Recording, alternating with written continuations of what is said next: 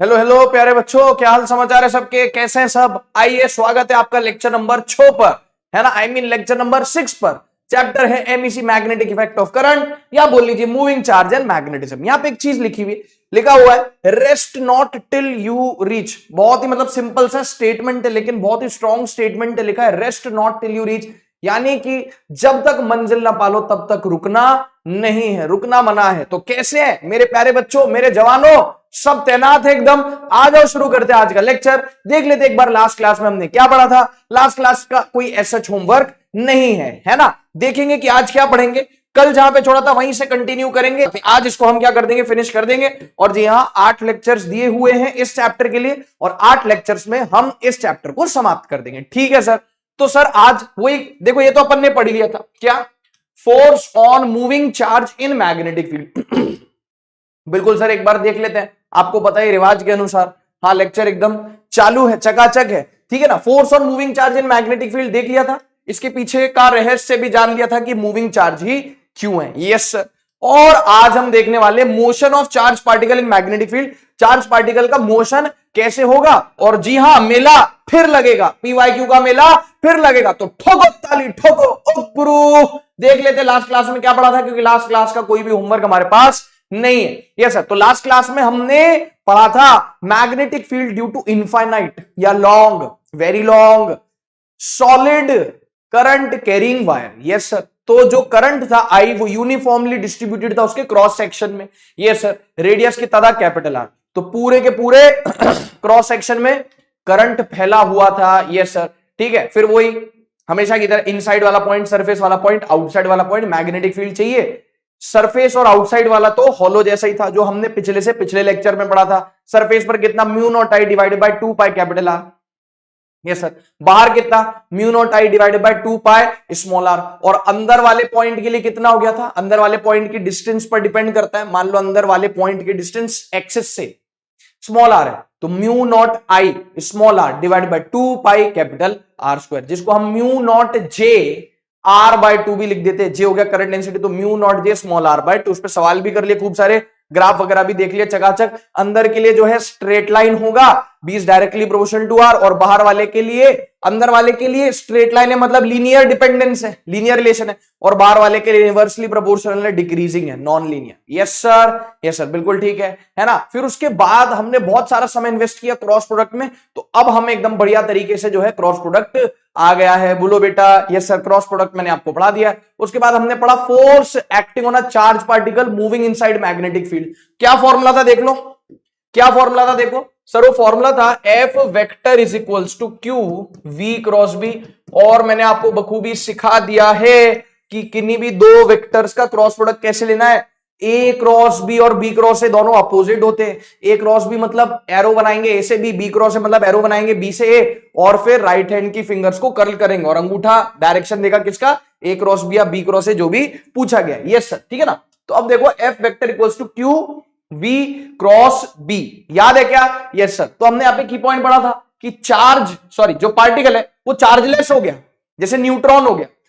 Chargeless particle है, neutral particle है, तो उस पर कोई फोर्स नहीं लगेगा। इसका मतलब पहली बात, अगर उसको मैग्नेटिक फील्ड की वजह से फोर्स एक्सपीरियंस करना है, ये फोर्स किसकी वजह से, मैग्नेटिक फील्ड की वजह से फोर्स एक्सपीरियंस करना है, तो चार्ज कैसा होना चाहिए, नॉन जीरो होना चाहिए। ठीक है। दूसरी बात, अगर वो रेस्ट पर है यानी वेलोसिटी जीरो है, तो भी उस पर कोई भी फोर्स नहीं लगेगा, वो कोई फोर्स एक्सपीरियंस नहीं करेगा। इसका मतलब चार्ज होना चाहिए, मोशन में होना चाहिए, है ना। तो force due to the magnetic field B will be Q V cross B. उसके बाद सर आपने बताया था कि चार्ज पॉजिटिव हो सकता है, नेगेटिव हो सकता है। चार्ज अगर पॉजिटिव है तो एफ वेक्टर का डायरेक्शन क्या होगा, जो बी क्रॉस बी का डायरेक्शन है। Yes sir. और अगर चार्ज नेगेटिव होगा तो एफ वेक्टर का क्या डायरेक्शन होगा, वी क्रॉस बी के अपोजिट डायरेक्शन में होगा। डन है? यस सर, बिल्कुल सर, डन है ना। फिर उसके बाद हमने कुछ सवाल भी किए थे, याद करो। इसके बेसिस पे हमने 2 पीवाईक्यूज, बढ़िया बढ़िया पीवाईक्यूज किए थे, एकदम हल्के फुल्के ललुए नहीं किए थे, थोड़े अच्छे किए थे, जिसमें कैलकुलेशन लग रहा था। एक में तो वेलोसिटी मैग्नेटिक फील्ड मिसिंग था, B I cap plus B J K plus B nought K cap, क्या तुम्हें याद है? यस सर, है ना। और एक और हमने क्वेश्चन किया था, बोलो बेटा। यस सर, बिल्कुल सर, ठीक है।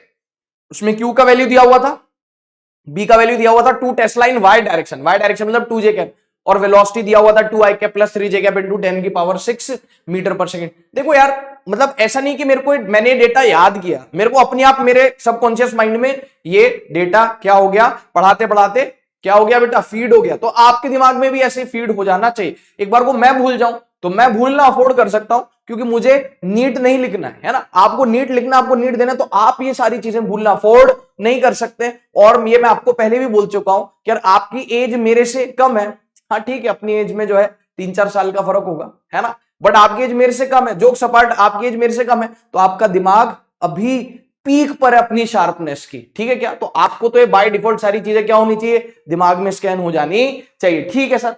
अब थोड़ा सा इसको फील करते हुए एक क्वेश्चन करेंगे, पीवाईक्यू सॉल्व करेंगे, और फिर उसके बाद अपने कारवान को आगे बढ़ाएंगे। यस सर, ठीक है सर, है ना।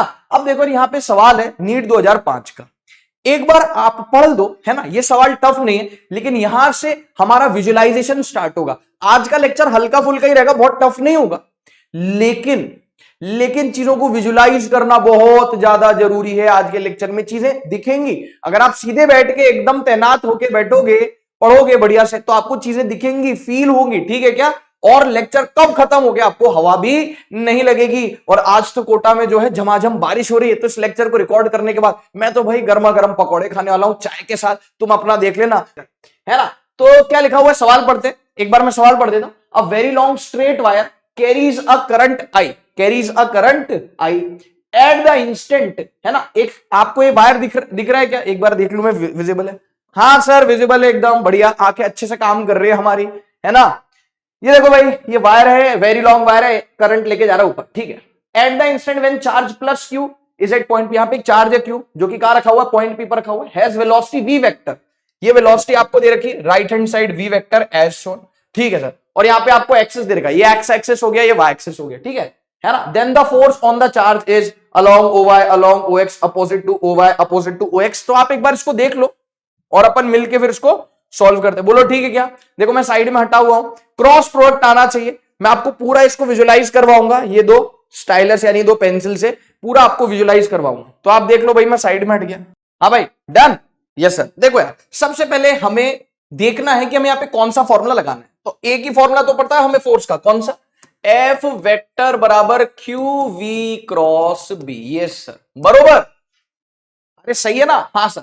और यहाँ पे आपको चार्ज के बारे में कुछ नहीं मेंशन किया हुआ है, तो आप कैसा मान के चलेंगे, इस चार्ज को पॉजिटिव मान के चलेंगे। इसका मतलब ये तो तय हुआ कि अगर ये चार्ज पॉजिटिव है तो जो फोर्स का डायरेक्शन होगा, उसने फोर्स का डायरेक्शन पूछा है, तो जो फोर्स का डायरेक्शन होगा वो v क्रॉस b के डायरेक्शन में होगा। किसके डायरेक्शन में होगा, v क्रॉस b। इसका मतलब हमें क्रैक करना है पहले कि वेलोसिटी किस डायरेक्शन में दिख रही है, वेलोसिटी किस डायरेक्शन में, yes sir, along x axis, इस डायरेक्शन, मान लो इसको ऐसे मान लो, इस डायरेक्शन, यस सर, ठीक है।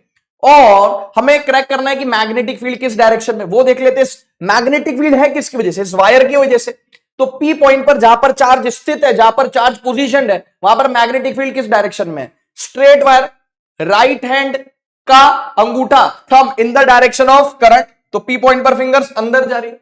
इसका मतलब पी पॉइंट पर जो मैग्नेटिक फील्ड है that is cross, that is inside, cross that is inside. क्या बोलती है पब्लिक, यस सर। तो जब हमने क्रैक कर लिया कि वेलोसिटी इस डायरेक्शन में, यस सर, दिख रहा है, यस सर, मैग्नेटिक फील्ड अंदर की तरफ है, देखो मेरा दूसरा हाथ, ये वाला ये वाला ये वाला ये वाला ये वाला हाथ, यस सर, जिसमें घड़ी पहनी हुई है, यस सर, ये वाला हाथ, मैग्नेटिक फील्ड अंदर है, मैग्नेटिक फील्ड कहां है, अंदर है, वेलोसिटी इधर, मैग्नेटिक फील्ड अंदर। तो अब v क्रॉस b का डायरेक्शन मुझे क्या दे देगा, बोलो बेटा, फोर्स का डायरेक्शन दे देगा। आओ देखते हैं। तो इसी के लिए मैं यहाँ पे दिखाने वाला हूं, थोड़ा सा विजुलाइज करना, वेलोसिटी और मैग्नेटिक फील्ड। मैग्नेटिक फील्ड में बोल रहा हूं, ये जो पेंसिल है व्हाइट कलर की, इसको, है ना, मैग्नेटिक फील्ड आप इससे मानेंगे, व्हाइट कलर की पेंसिल, ये कहां की तरफ magnetic field, inside the plane.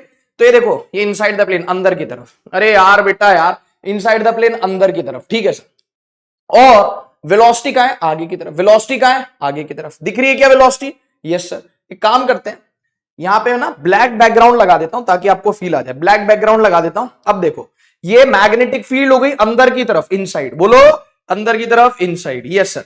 और ये हो गया हमारा वेलोसिटी, ये हो गया वेलोसिटी, यस सर। अब फोर्स किसके डायरेक्शन में होगा, v क्रॉस b के डायरेक्शन में। फोर्स किस डायरेक्शन में होगा, v क्रॉस b के डायरेक्शन में, यस सर। तो याद करो थोड़ा सा, ये देखो, ये अगर मैं दिखाऊं ना आपको तो कुछ ऐसे है कि ये मैग्नेटिक फील्ड अंदर की तरफ है और ये वेलोसिटी इधर है, ऐसे, फील आई कि नहीं? सर तो उसको थोड़ा सा टेढ़ा कर देता हूं, थोड़ा सा ऐसे ना, थोड़ा सा टेढ़ा कर देता हूं ताकि आप विजुलाइज कर पाओ। अब वी क्रॉस बी चाहिए तो एरो वी से भी बनेगा, बी से भी, सॉरी वी से भी बनेगा, बी से भी बनेगा। गुरुजी वी क्रॉस बी है, वी पहले बी बाद में, तो वी से भी एरो बनेगा। वी हो गया ये ब्लैक वाला पेन, वी वेलोसिटी, बी हो गया मैग्नेटिक फील्ड। यस सर, तो एरो बना दो, एरो बना दो, कहां से कहां तक? एक इमेजिनरी एरो बना दो, कहां से कहां तक? वेलोसिटी यानी ब्लैक पेन से मैग्नेटिक फील्ड यानी व्हाइट पेन तक, हाँ है ना? यस सर, तो ये एरो बना दिया ब्लैक पेन से व्हाइट पेन तक। यस सर, अब अपनी राइट हैंड को लो और राइट हैंड की फिंगर्स को कर्ल करेंगे किस डायरेक्शन में? राइट हैंड को कर्ल करेंगे किस डायरेक्शन में? गुरुजी राइट हैंड को हम कर्ल करेंगे इस एरो के डायरेक्शन में, जो कि जा रहा है वेलोसिटी से मैग्नेटिक फील्ड की तरफ, वेलोसिटी से मैग्नेटिक फील्ड की तरफ। यस सर, तो राइट हैंड के फिंगर्स को कर्ल किया तो अंगूठा कहां रहा है? ऊपर। राइट हैंड के फिंगर्स को कर्ल किया इस इमेजिनरी एरो जो कि जा रहा है वी से भी, कर्ल किया तो अंगूठा आ रहा है ऊपर, अप। अंगूठा कहां आ रहा है? अप। कहां आ रहा है अंगूठा? अप आ रहा है। समझ में आ गई बात? ये सर देखो मैं आपको बताऊं, बहुत ज्यादा इजी। इधर देखो, ये हो गया वी, वी से बी, वी कहां है? इधर। बी कहां है? अंदर। वी कहां है? इधर। बी कहां है? ये वाला, ये बी है अंदर। तो राइट हैंड के फिंगर्स को वी से बी कर्ल किया तो अंगूठा ऊपर आया, मतलब फोर्स कहां आया? ऊपर। जी गुरुजी, तो फोर्स ऊपर आया। फोर्स कहां आया बेटा? फोर्स कहां है बेटा? एक मिनट भाई, फोर्स आया ऊपर की ओर। फोर्स कहां आया? ऊपर की ओर। हाँ सर, अब ऊपर की ओर मतलब वाई एक्सिस के लॉन्ग, देख लो ना, मेलोडी खाओ खुद जान जाओ। वेलोसिटी जो है वो एक्स एक्सिस के लॉन्ग है, magnetic field inside the plane है, इनसाइड द प्लेन है, और फोर्स आया ऊपर मतलब ओवर। तो क्या आंसर आ गया? Along over, along over. बोलो यस सर। आई होप आपको ये क्लियर हो गया होगा। सर अगर चार्ज नेगेटिवली चार्ज होता है, जो पार्टिकल है ये नेगेटिव चार्ज होता है ना? कैसा होता? नेगेटिव चार्ज होता, नेगेटिव होता, तो हमें पता है कि जो फोर्स का डायरेक्शन होता वो वी क्रॉस बी के डायरेक्शन के अपोजिट में आता, वी क्रॉस बी के अपोजिट डायरेक्शन में आता। चार्ज अगर नेगेटिव होता तो वी क्रॉस बी कहां रहा है? वी है इधर। आप खुद भी थोड़े है ना क्वेश्चन सॉल्व करके फील आ जाएगी, आपको समझ में आ जाएगा। ये हो गया फोर्स, ये हो गया मैग्नेटिक फील्ड। तो राइट हैंड की फिंगर्स को वी से बी कर लिया क्योंकि वी क्रॉस बी पूछ रहा है, तो अंगूठा ऊपर है, इसका मतलब वी क्रॉस बी का डायरेक्शन ऊपर है, तो चार्ज पॉजिटिव है तो वी क्रॉस बी ऊपर है तो फोर्स भी ऊपर है। चार्ज नेगेटिव होता तो वी क्रॉस बी ऊपर तो फोर्स नीचे। फील आ गई कि नहीं? यस सर, देख लो तो आंसर कितना आ गया? Along ओवाई, along ओवाई। डन हो गया। अब मेरी बात बहुत ध्यान से सुनना है बेटा, क्या हमने कल पढ़ा था क्रॉस प्रोडक्ट? हाँ सर, तो उसमें हमने एक चीज कितनी महत्वपूर्ण नोटिस करी, देखो एक बार और मैं आपको बता दूं। जैसे मान लो एक वेक्टर है ए वेक्टर, ये है बी वेक्टर। मैं दोबारा से नहीं पढ़ा रहा हूं क्रॉस प्रोडक्ट, मैं आपको एक चीज बता रहा हूं कि ए वेक्टर और बी वेक्टर था और इनके बीच में कितना एंगल था? थीटा। एक बार ये देखूं कि विजिबल है क्या? हाँ गुरुजी बिल्कुल विजिबल है। बाकी है ना, अपन एक काम करते हैं कि इसको जो है कलर दूसरा कलर से रंग देते हैं। हाँ सर अभी ठीक है ना? ठीक है, वैसे कोई फर्क नहीं पड़ता। ये हो गया ए, ये हो गया बी। अब ए क्रॉस बी करना था, क्या करना था?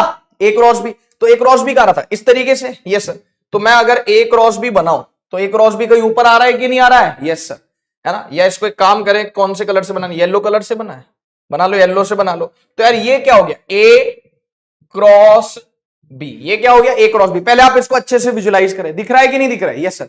तो बेटा जो ए क्रॉस बी आया है, ये जो ए क्रॉस बी आया, या बी क्रॉस ए करना है तो बी क्रॉस ए आया, कोई भी ले लो, ए क्रॉस बी या बी क्रॉस ए, ठीक है ना? ये क्या मैं कह सकता हूं, ये जो ए क्रॉस बी है ये इस पूरे प्लेन के परपेंडिकुलर है। कैसे? याद करो तो कल मैंने प्लेन कौन सा लिया था? आईपैड का प्लेन। इसी प्लेन में, आईपैड के प्लेन में दो पेंसिल रखी थी, फिर ए क्रॉस बी किया था, अंगूठा ऊपर आया था, बी क्रॉस ए किया था, अंगूठा नीचे आया था। तो अंगूठा जब ऊपर आ रहा है तो क्या कोई अंधा भी टच करके बता सकता है कि ये जो अंगूठा है यानी ये जो थंब है ये इस प्लेन के कैसा है? परपेंडिकुलर। ये थंब के कैसा है? परपेंडिकुलर है। या ये जो अंगूठा है, ये इस थंब, ये जो अंगूठा है थंब है, ये इस प्लेन के कैसा है? परपेंडिकुलर है। कैसा है? परपेंडिकुलर। इसका मतलब तो हम बोल सकते हैं कि जब भी आप दो वेक्टर्स का क्रॉस प्रोडक्ट निकालते हो तो जो क्रॉस प्रोडक्ट होता है वो दोनों वेक्टर्स के कैसा होता है? परपेंडिकुलर होता है। आप देखो ये जो ए क्रॉस बी है ये ए के भी परपेंडिकुलर है 90 डिग्री, और जो ए क्रॉस बी ये बी के भी परपेंडिकुलर है, और इस ये पूरे प्लेन के परपेंडिकुलर है जिसमें ए और बी लाए कर रहे हैं। क्या बोलती है पब्लिक? Yes sir. इसका मतलब सबसे इंपॉर्टेंट चीज बेटा, ए क्रॉस बी जो आएगा वो किसके परपेंडिकुलर होगा? गुरुजी जो ए क्रॉस बी ए के भी परपेंडिकुलर है। Yes sir. एंड ये जो ए क्रॉस बी है ये किसके परपेंडिकुलर है? बी के भी परपेंडिकुलर है। किसके भी परपेंडिकुलर? देख लो। अरे मेलोडी खाओ खुद जान जाओ, दिखावे पे ना जाओ, अपनी अकल लगाओ। ये सर जो ए क्रॉस बी ए के भी परपेंडिकुलर और बी के भी परपेंडिकुलर, क्या आप इसको विजुलाइज कर पा रहे हो कि नहीं कर पा रहे? हाँ सर बिल्कुल विजुलाइज कर पा रहे हैं सर, अपनी खुली आंखों से एकदम चकाचक। तो जो क्रॉस प्रोडक्ट है गुरुजी सिर्फ ए क्रॉस बी होगा क्या? नहीं भाई, बी क्रॉस ए भी होगा, B cross A B A के perpendicular, B cross A B B के परपेंडिकुलर। मतलब क्यों कह लो कि जब आप दो वेक्टर्स का क्रॉस प्रोडक्ट कर रहे हो और जो रिजल्टेंट आ रहा है, तो जो क्रॉस प्रोडक्ट करके जो रिजल्टेंट आ रहा है वो दोनों इंडिविजुअल वेक्टर्स के कैसा होगा, परपेंडिकुलर होगा। क्या बोलती है पब्लिक? Yes sir. इसका मतलब सर हम ये बोल सकते हैं कि जब हम V और B का क्रॉस प्रोडक्ट कर रहे, V क्रॉस B, तभी तो ना हमको फोर्स हासिल हो रहा है, तभी तो ना हमको फोर्स मिल रहा है। Yes sir. इसका मतलब क्या मैं कह सकता हूं कि ये दो वेक्टर से इनका क्रॉस प्रोडक्ट करके मुझे इनका रिजल्टेंट मिल रहा है, तो जो रिजल्टेंट होगा वो इसके भी परपेंडिकुलर होगा, जो रिजल्टेंट होगा उसके भी परपेंडिकुलर होगा। जैसे अभी हमने देखा, एक मिनट, जैसे अभी हमने देखा कि यार वेलोसिटी थी इस डायरेक्शन में, यस, मैग्नेटिक फील्ड थी अंदर इनसाइड, वेलोसिटी थी इस डायरेक्शन में, यस सर। तो जब आपने V क्रॉस B किया तो कहां है, ऊपर। अब देखो आप, ये हो गया अंगूठा, हो गया फोर्स, अंगूठा हो गया फोर्स, ब्लैक कलर का पेन क्या हो गया, ब्लैक कलर का पेन क्या हो गया गुरुजी, ब्लैक कलर का पेन हो गया वेलोसिटी, और ये जो व्हाइट कलर का पेन है मैग्नेटिक फील्ड हो गया। तो तीनों चीजें परपेंडिकुलर है। हाँ सर, 1 2 3, तीनों चीजें आपस में म्यूचुअली परपेंडिकुलर, कुछ ऐसे। Yes sir. तो हम बोल सकते हैं कि जब आप V और B का क्रॉस प्रोडक्ट कर रहे हो तो F वेक्टर मिल रहा है, और क्रॉस प्रोडक्ट हमेशा इंडिविजुअल वेक्टर्स के क्या होता है, परपेंडिकुलर। तो की पॉइंट है, की पॉइंट है, क्या की पॉइंट है गुरुजी? ये की पॉइंट है कि ये जो फोर्स होगा, force due to magnetic field, ये किसके परपेंडिकुलर होगा, वेलोसिटी वेक्टर के भी, और किसके परपेंडिकुलर होगा, मैग्नेटिक फील्ड के भी। बोलो डन? यस सर, बिल्कुल डन। अरे डन डना डन? हाँ सर बिल्कुल डन डना डन, कोई दिक्कत वाली बात नहीं है, कोई दिक्कत वाली बात नहीं है। इसको थोड़ा सा रीअरेंज कर देते हैं। ये देखो, इसको थोड़ा सा हमने क्या कर दिया, रीअरेंज कर दिया इस प्रकार। पहले सवाल, फिर ये क्रॉस प्रोडक्ट का फील्ड दिला दिया कि क्रॉस प्रोडक्ट इंडिविजुअल वेक्टर्स के परपेंडिकुलर है, फिर यहां पे की पॉइंट लिख दिया। चलो भाई, अब कंटिन्यू करते, आगे बढ़ते, चर्चा को जो है आगे बढ़ाते हैं। हाँ भाई आ जाओ, ठीक है। तो यार फोर्स वेक्टर क्या होता है, क्यू वी क्रॉस बी। हाँ सर। अब मैं इसको ऐसा लिख सकता हूं क्या, ये जो लिखा हुआ है F vector equals to Q V cross B, क्या मैं लिख सकता हूं एफ का जो मैग्नीट्यूड होगा वो क्या होगा, क्यू इंटू वी का मैग्नीट्यूड इंटू बी का मैग्नीट्यूड इंटू साइन थीटा। क्या बोलते हो? यस सर, बिल्कुल सर, ठीक है ना। तो यहां पे मैंने लिख दिया इसको, कोई शक नहीं सर, सही बात है, fair enough. Q V cross B होता है तो वी क्रॉस बी क्या होता है, वी का मैग्नीट्यूड बी का मैग्नीट्यूड इंटू साइन थीटा, और ये हो गया एफ का मैग्नीट्यूड। ठीक है, यहां पे क्या लिखा हुआ है, थीटा किस किसके बीच का एंगल है, where theta is angle between velocity vector and magnetic field. अब हमने फोर्स कंप्लीट कर लिया, अब हम धीरे धीरे फोर्स ऑन चार्ज पार्टिकल से कहां जा रहे हैं, motion of charge particle inside magnetic field. क्योंकि जैसे जिस हिसाब से फोर्स लगेगा उस चार्ज पार्टिकल पे जो कि मैग्नेटिक फील्ड में मूव कर रहा है, उस हिसाब से उसका मोशन होने वाला है। सही बात है, बात तो सही है। किसी बॉडी पे फोर्स किस तरीके से लग रहा है, कहां लग रहा है, लग भी रहा है कि नहीं लग रहा है ना। उस बॉडी जिसपे फोर्स लग रहा है उसकी वेलोसिटी किस डायरेक्शन में, फोर्स के पैरेलल है, फोर्स के एंटी पैरेलल है, क्या है क्या नहीं है, उन सब चीजों पे डिपेंड करता है कि बॉडी का ओवरऑल मोशन कैसा होगा। तो motion of charge particle inside magnetic field के लिए हमको ये सारे केसेस देखने पड़ेंगे। क्या आप रेडी है? क्या अभी तक की वार्तालाप एकदम क्लियर है? जी हाँ बिल्कुल, है ना। अब सुनो मेरी बात, एफ वेक्टर बराबर क्यू वी क्रॉस बी, तो हमने लिख दिया एफ का मैग्नीट्यूड बराबर क्यू इंटू वी का मैग्नीट्यूड इंटू बी का magnitude into sine theta. Theta क्या है, angle between velocity vector and magnetic field vector, angle between velocity vector and magnetic field vector. Sir ये दोनों परपेंडिकुलर होंगे क्या, वेलोसिटी और मैग्नेटिक फील्ड? नहीं, आप कंफ्यूज मत होना। यहां पे जो हमने की पॉइंट लिखा है, जब V और B का क्रॉस प्रोडक्ट लोगे तो F वेक्टर आएगा। हाँ सर, वो जो F वेक्टर होगा वो V के परपेंडिकुलर होगा, जो F वेक्टर आएगा वो B के परपेंडिकुलर होगा। ये कहीं नहीं लिखा है कि V और B जरूरी कंपल्सरीली 90 डिग्रीज पर होंगे। कौन? V और B। इन दोनों के क्रॉस प्रोडक्ट से जो फोर्स आएगा वो B के परपेंडिकुलर होगा हमेशा, ऑलवेज। अगर आप बात कर रहे हैं किसकी, अगर आप बात कर रहे हैं किसकी, force due to magnetic field की। ठीक है, आ जाओ भाई वापस इधर आ जाओ। तो यहां पे हमने कुछ अलग अलग केसेस ले लिए, उस हिसाब से हम इनका मोशन देखने वाले हैं। ठीक है, थीटा 0 हो सकता है, वैसे तो थीटा की वैल्यू कुछ भी हो सकती है 0 से 180 डिग्री, उसमें भी हमने बाइफरकेट कर लिया। एक केस ले लिया 0 डिग्री का, 0 डिग्री का। ये थीटा किस किस के बीच में दिमाग में रहना चाहिए, velocity vector and magnetic field vector. Velocity vector सीधा बैठ तन के बैठ एकदम, यस ठीक है। फोर्स बोल रहा हूं, ये जो थीटा है किस किस के बीच का एंगल है, वेलोसिटी वेक्टर और मैग्नेटिक फील्ड वेक्टर का। दिमाग में क्लैरिटी रखें। तो एक केस ले लिया थीटा 0, एक केस ले लिया थीटा 180, एक केस ले लिया थीटा 90, एक केस ले लिया थीटा 0, एक केस ले लिया थीटा 180। ये सर आपने 90 बाद में क्यों लिखा है, 90 पहले क्यों नहीं लिखा, अभी आपको समझ में आ जाएगा। कोई फर्क नहीं पड़ता, थीटा 0, थीटा 180, थीटा 90। तो सर जरूरी है क्या कि हमेशा थीटा 0 ही हो गया है, 180 हो गया, 90 होगा? नहीं, कुछ भी हो सकता है। तो चौथा केस क्या है, थीटा ना ही 0 है, थीटा ना ही 90 है, थीटा ना ही 180 है। अभी समझ में आई बात? हाँ, 90, 0, 180 का अलग से केस ले लिया, और एक चौथा केस ले लिया कि थीटा कुछ भी हो सकता है 0 से 180 के बीच में, सिवाय 0 के, सिवाय 90 के, सिवाय 180 के। और यहां पे मैं ऊपर यहां पे लिख देता हूं कि थीटा जो है ना वो 0 डिग्री से 180 डिग्री के बीच में कुछ भी हो सकता है, कुछ भी हो सकता है। तो मोटा मोटी मोटा मोटी कितने केसेस ले लिया? मोटा मोटी 4 केसेस ले लिए।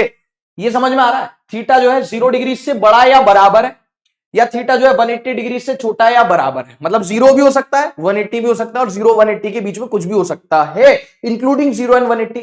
कौन कौन से मोटा मोटी 4 केस आ गए? 0, 180, 90, या चौथा केस 0 और 180 के बीच में कुछ भी हो सकता है, सिवाय 0 के, सिवाय 90 के, सिवाय 180 के। For example 75 degree, for example 30 degree, for example 37, for example 53, for example 91, for example 89। But 0, 90 या 180 नहीं हो सकता। ये चौथा केस है अलग से। बोलो लाला। Yes sir. सबसे पहले बताओ कि ये किस किस के बीच का एंगल है? लिखा हुआ है, चिल्ला चिल्ला के स्कीम बता रहा है, वेलोसिटी और मैग्नेटिक फील्ड के बीच का एंगल है। दो वेक्टर्स के बीच में एंगल 0, मतलब दोनों कैसे हो गए? पैरेलल। कल ही बताया था, पैरेलल वेक्टर्स, इनके बीच का एंगल 0। दो वेक्टर्स के बीच का एंगल 90 डिग्री, दो वेक्टर्स के बीच का एंगल, दो वेक्टर्स के बीच का एंगल 90 डिग्री। यस और नो? परपेंडिकुलर। दो वेक्टर्स के बीच का एंगल 180 डिग्री, दो वेक्टर्स के बीच का एंगल 180 डिग्री, एंटी पैरेलल हो गए। यस और नो? Yes sir. तो 0 डिग्री का क्या मतलब हुआ कि जो वेलोसिटी है वो किसके पैरेलल हो गया? मैग्नेटिक फील्ड के पैरेलल हो गया। Yes sir. 0 डिग्री का तो ये मतलब हुआ। 180 डिग्री का मतलब क्या हुआ कि वेलोसिटी और मैग्नेटिक फील्ड दोनों आपस में कैसे हो गए? दोनों आपस में कैसे हो गए? Anti parallel. Yes sir. यहां पे लिख दूं? हाँ सर लिख दो। वेलोसिटी क्या हो गया? एंटी पैरेलल हो गया किसके? मैग्नेटिक फील्ड के। 90 डिग्रीज, 90 डिग्रीज परपेंडिकुलर। वेलोसिटी किसके परपेंडिकुलर हो गया? वेलोसिटी किसके परपेंडिकुलर हो गया? Magnetic field. और चौथा केस कुछ भी हो सकता है, 0, 90, 180, इन सबको छोड़ के देख लो एक बार। बरोबर? Yes sir. अब देखो, मेरी बात बहुत ध्यान से सुनना। यहाँ पे साइन थीटा आ रहा है कि नहीं आ रहा है? Sign theta. Yes sir. हमें पता है साइन 0 कितना होता है, लिख लेता हूं चुपके से यहाँ पे। साइन एक मिनट। साइन 0 डिग्री कितना होता है? 0। साइन 180 डिग्री कितना होता है? ये भी 0 होता है। और साइन 90 कितना होता है? 1 होता है। बोलो। Yes sir. कल बताया था कि नहीं बताया था? मतलब लास्ट लेक्चर में बताया था कि नहीं बताया था? यस सर बताया था। साइन 0 भी 0, साइन 180 भी 0, साइन 90 1 हो गया। ठीक है। अब सुनो, फोर्स कितना हो गया? फोर्स का मैग्नीट्यूड कितना हो गया गुरुजी? Q V B sine theta. Theta कितना पुट गया? 0। साइन 0 कितना हो गया? 0। ओहो, साइन थीटा, थीटा को 0 पुट किया यहां पे, साइन 0 तो 0 है, मतलब फोर्स कितना हो गया? 0। फोर्स कितना हो गया? 0। समझा क्या हीरो? यस। यहां पे बात करते हैं फोर्स के मैग्नीट्यूड की। डायरेक्शन वायरेक्शन देख लिया, अब हम मैग्नीट्यूड की बात कर रहे हैं, है ना? सही है। अब देखो यहां पे जब वेलोसिटी एंटी पैरेलल है, ये इसका सिंबल का मतलब क्या समझते हैं क्या? अक्की पब्लिक को बताया, बच्चा बच्चा जानता है कि इसका क्या मतलब है? एंटी पैरेलल, है ना? 180 डिग्री। अब देखो थीटा जब 180 है तो थीटा के लिए 180 पुट करी, साइन 180 कितना होता है? साइन 180 0 होता है। तो यहां पे भी फोर्स कितना हो गया? 0 हो गया। यहां पे भी फोर्स कितना हो गया? 0 हो गया। अरे बाप रे बाप, बोलो हाँ या ना? यस। इसका मतलब तो गुरुजी ये हुआ कि जब वेलोसिटी मैग्नेटिक फील्ड के डायरेक्शन में, यानी वेलोसिटी और मैग्नेटिक फील्ड एक ही डायरेक्शन में, चाहे ऐसे हो चाहे, जरूर थोड़ी पैरेलल से, ये भी तो पैरेलल है, ये भी तो पैरेलल है, ये भी तो पैरेलल है, ये भी तो पैरेलल है, ये भी तो पैरेलल, मतलब दोनों के बीच का एंगल 0 होना चाहिए। इसका मतलब जब वेलोसिटी और मैग्नेटिक फील्ड पैरेलल है, एक ही दिशा में, एक ही डायरेक्शन में, तो मैग्नेटिक फील्ड की वजह से कोई फोर्स नहीं लगेगा। देख लो, मैं नहीं बोल रहा, ये मैथ्स बोल रही है, क्योंकि मैथ्स कभी झूठ नहीं बोलती। यस और नो? Yes sir. अगर वेलोसिटी एंटी पैरेलल किसके? मैग्नेटिक फील्ड के, यानी वेलोसिटी इस दिशा में, मैग्नेटिक फील्ड इस दिशा में, वेलोसिटी इस दिशा में, मैग्नेटिक फील्ड इस दिशा में, वेलोसिटी इस दिशा में, मैग्नेटिक फील्ड इस दिशा में, वेलोसिटी इस दिशा में, मैग्नेटिक फील्ड इस दिशा में, ऐसे। बोलो यस और नो? Yes sir. यानी कि वेलोसिटी और मैग्नेटिक फील्ड एंटी पैरेलल है, 180 डिग्री का एंगल, तब भी फोर्स कितना है? 0। किसकी वजह से force? Force due to magnetic field, force due to magnetic field. Yes और नो? इसका मतलब ये दोनों केसेस कैसे हैं? एक जैसे। अरे दोनों केसेस कैसे? एक जैसे। यहां पे फोर्स कितना है? 0। यहां पे फोर्स कितना है? 0। इसका मतलब बोल सकते हैं कि अगर वेलोसिटी और मैग्नेटिक फील्ड पैरेलल या एंटी पैरेलल हो जाए तो चार्ज पार्टिकल पर कोई फोर्स नहीं लगेगा, 0 फोर्स।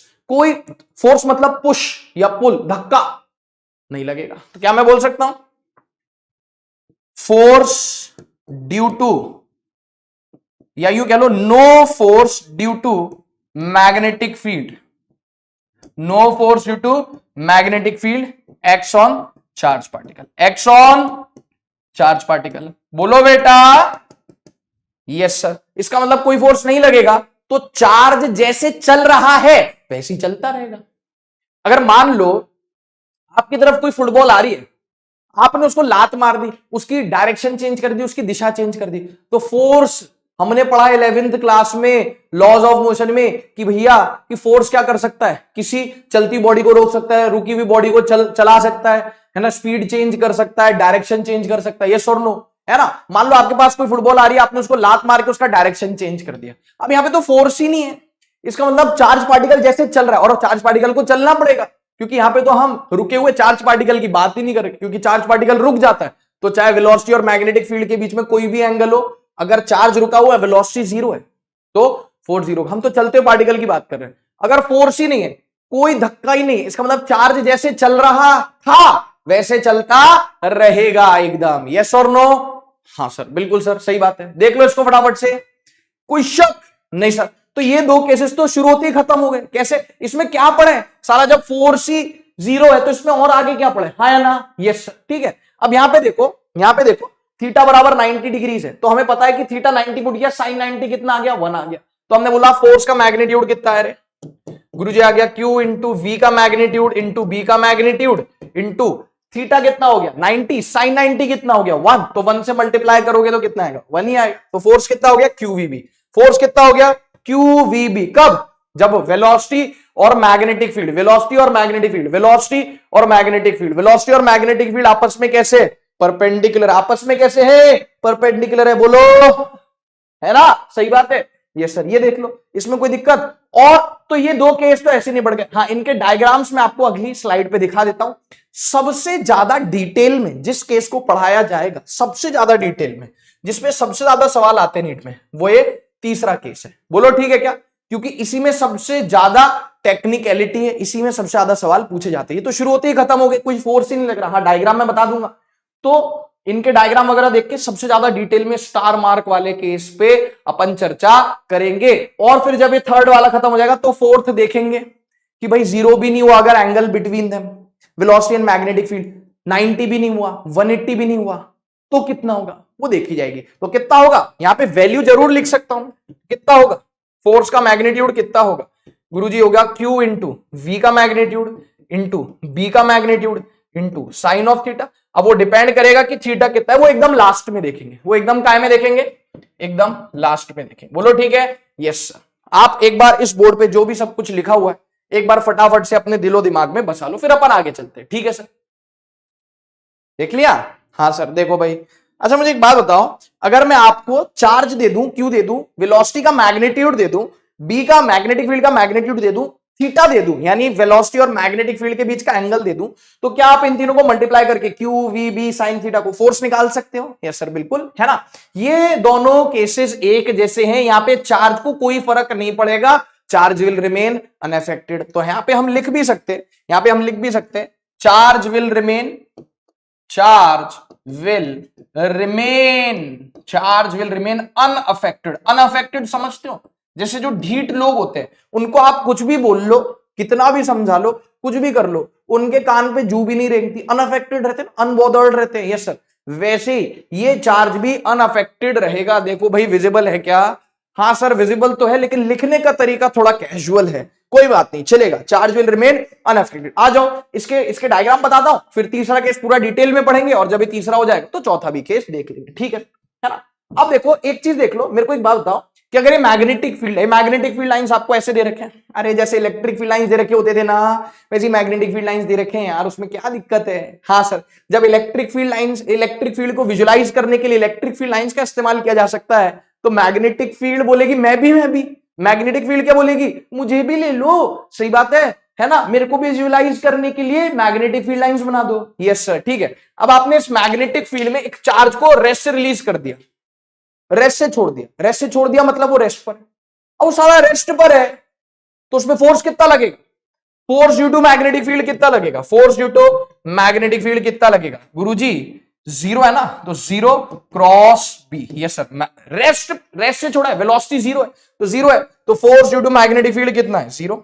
इसका मतलब कि it will remain at rest, अगर आपने उसको रेस्ट से छोड़ा है तो वो रेस्ट पर ही रहेगा। चलेगा कब, जैसे मान लो आपके कदमों के नीचे, आपके कदमों के सामने आगे जमीन पे फुटबॉल रखी हुई, वो रेस्ट पर है, वो कब चलेगी, जब आप उसको लतियाओगे, जब आप उसको लात मारोगे, यस और नो, जब उस पर कोई फोर्स लगेगा। अब इस पार्टिकल पे कोई साला फोर्स ही नहीं लग रहा तो चलेगा ही नहीं, yes.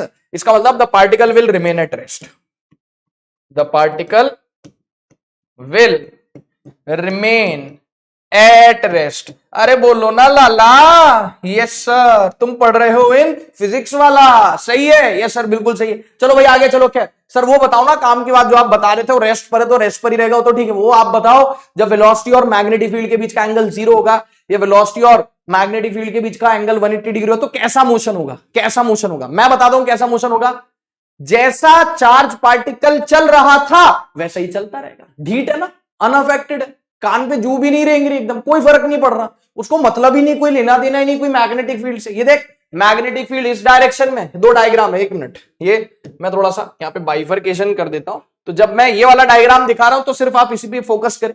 Magnetic field right hand side, अब एक चार्ज पार्टिकल है जो कि एंटर करता है इस मैग्नेटिक फील्ड में, चार्ज पार्टिकल है जो कि एंटर करता है इस मैग्नेटिक फील्ड में, है ना, किस दिशा में चल रहा है सर, राइट साइड में चल रहा है, वेलोसिटी। अब मुझे एक बात बताओ, वेलोसिटी भी राइट साइड, मैग्नेटिक फील्ड भी राइट साइड, वेलोसिटी और मैग्नेटिक फील्ड के बीच का एंगल कितना है, वेलोसिटी और मैग्नेटिक फील्ड के बीच का एंगल कितना है, 0 डिग्री, क्योंकि पैरेलल है, यस सर बिल्कुल सर।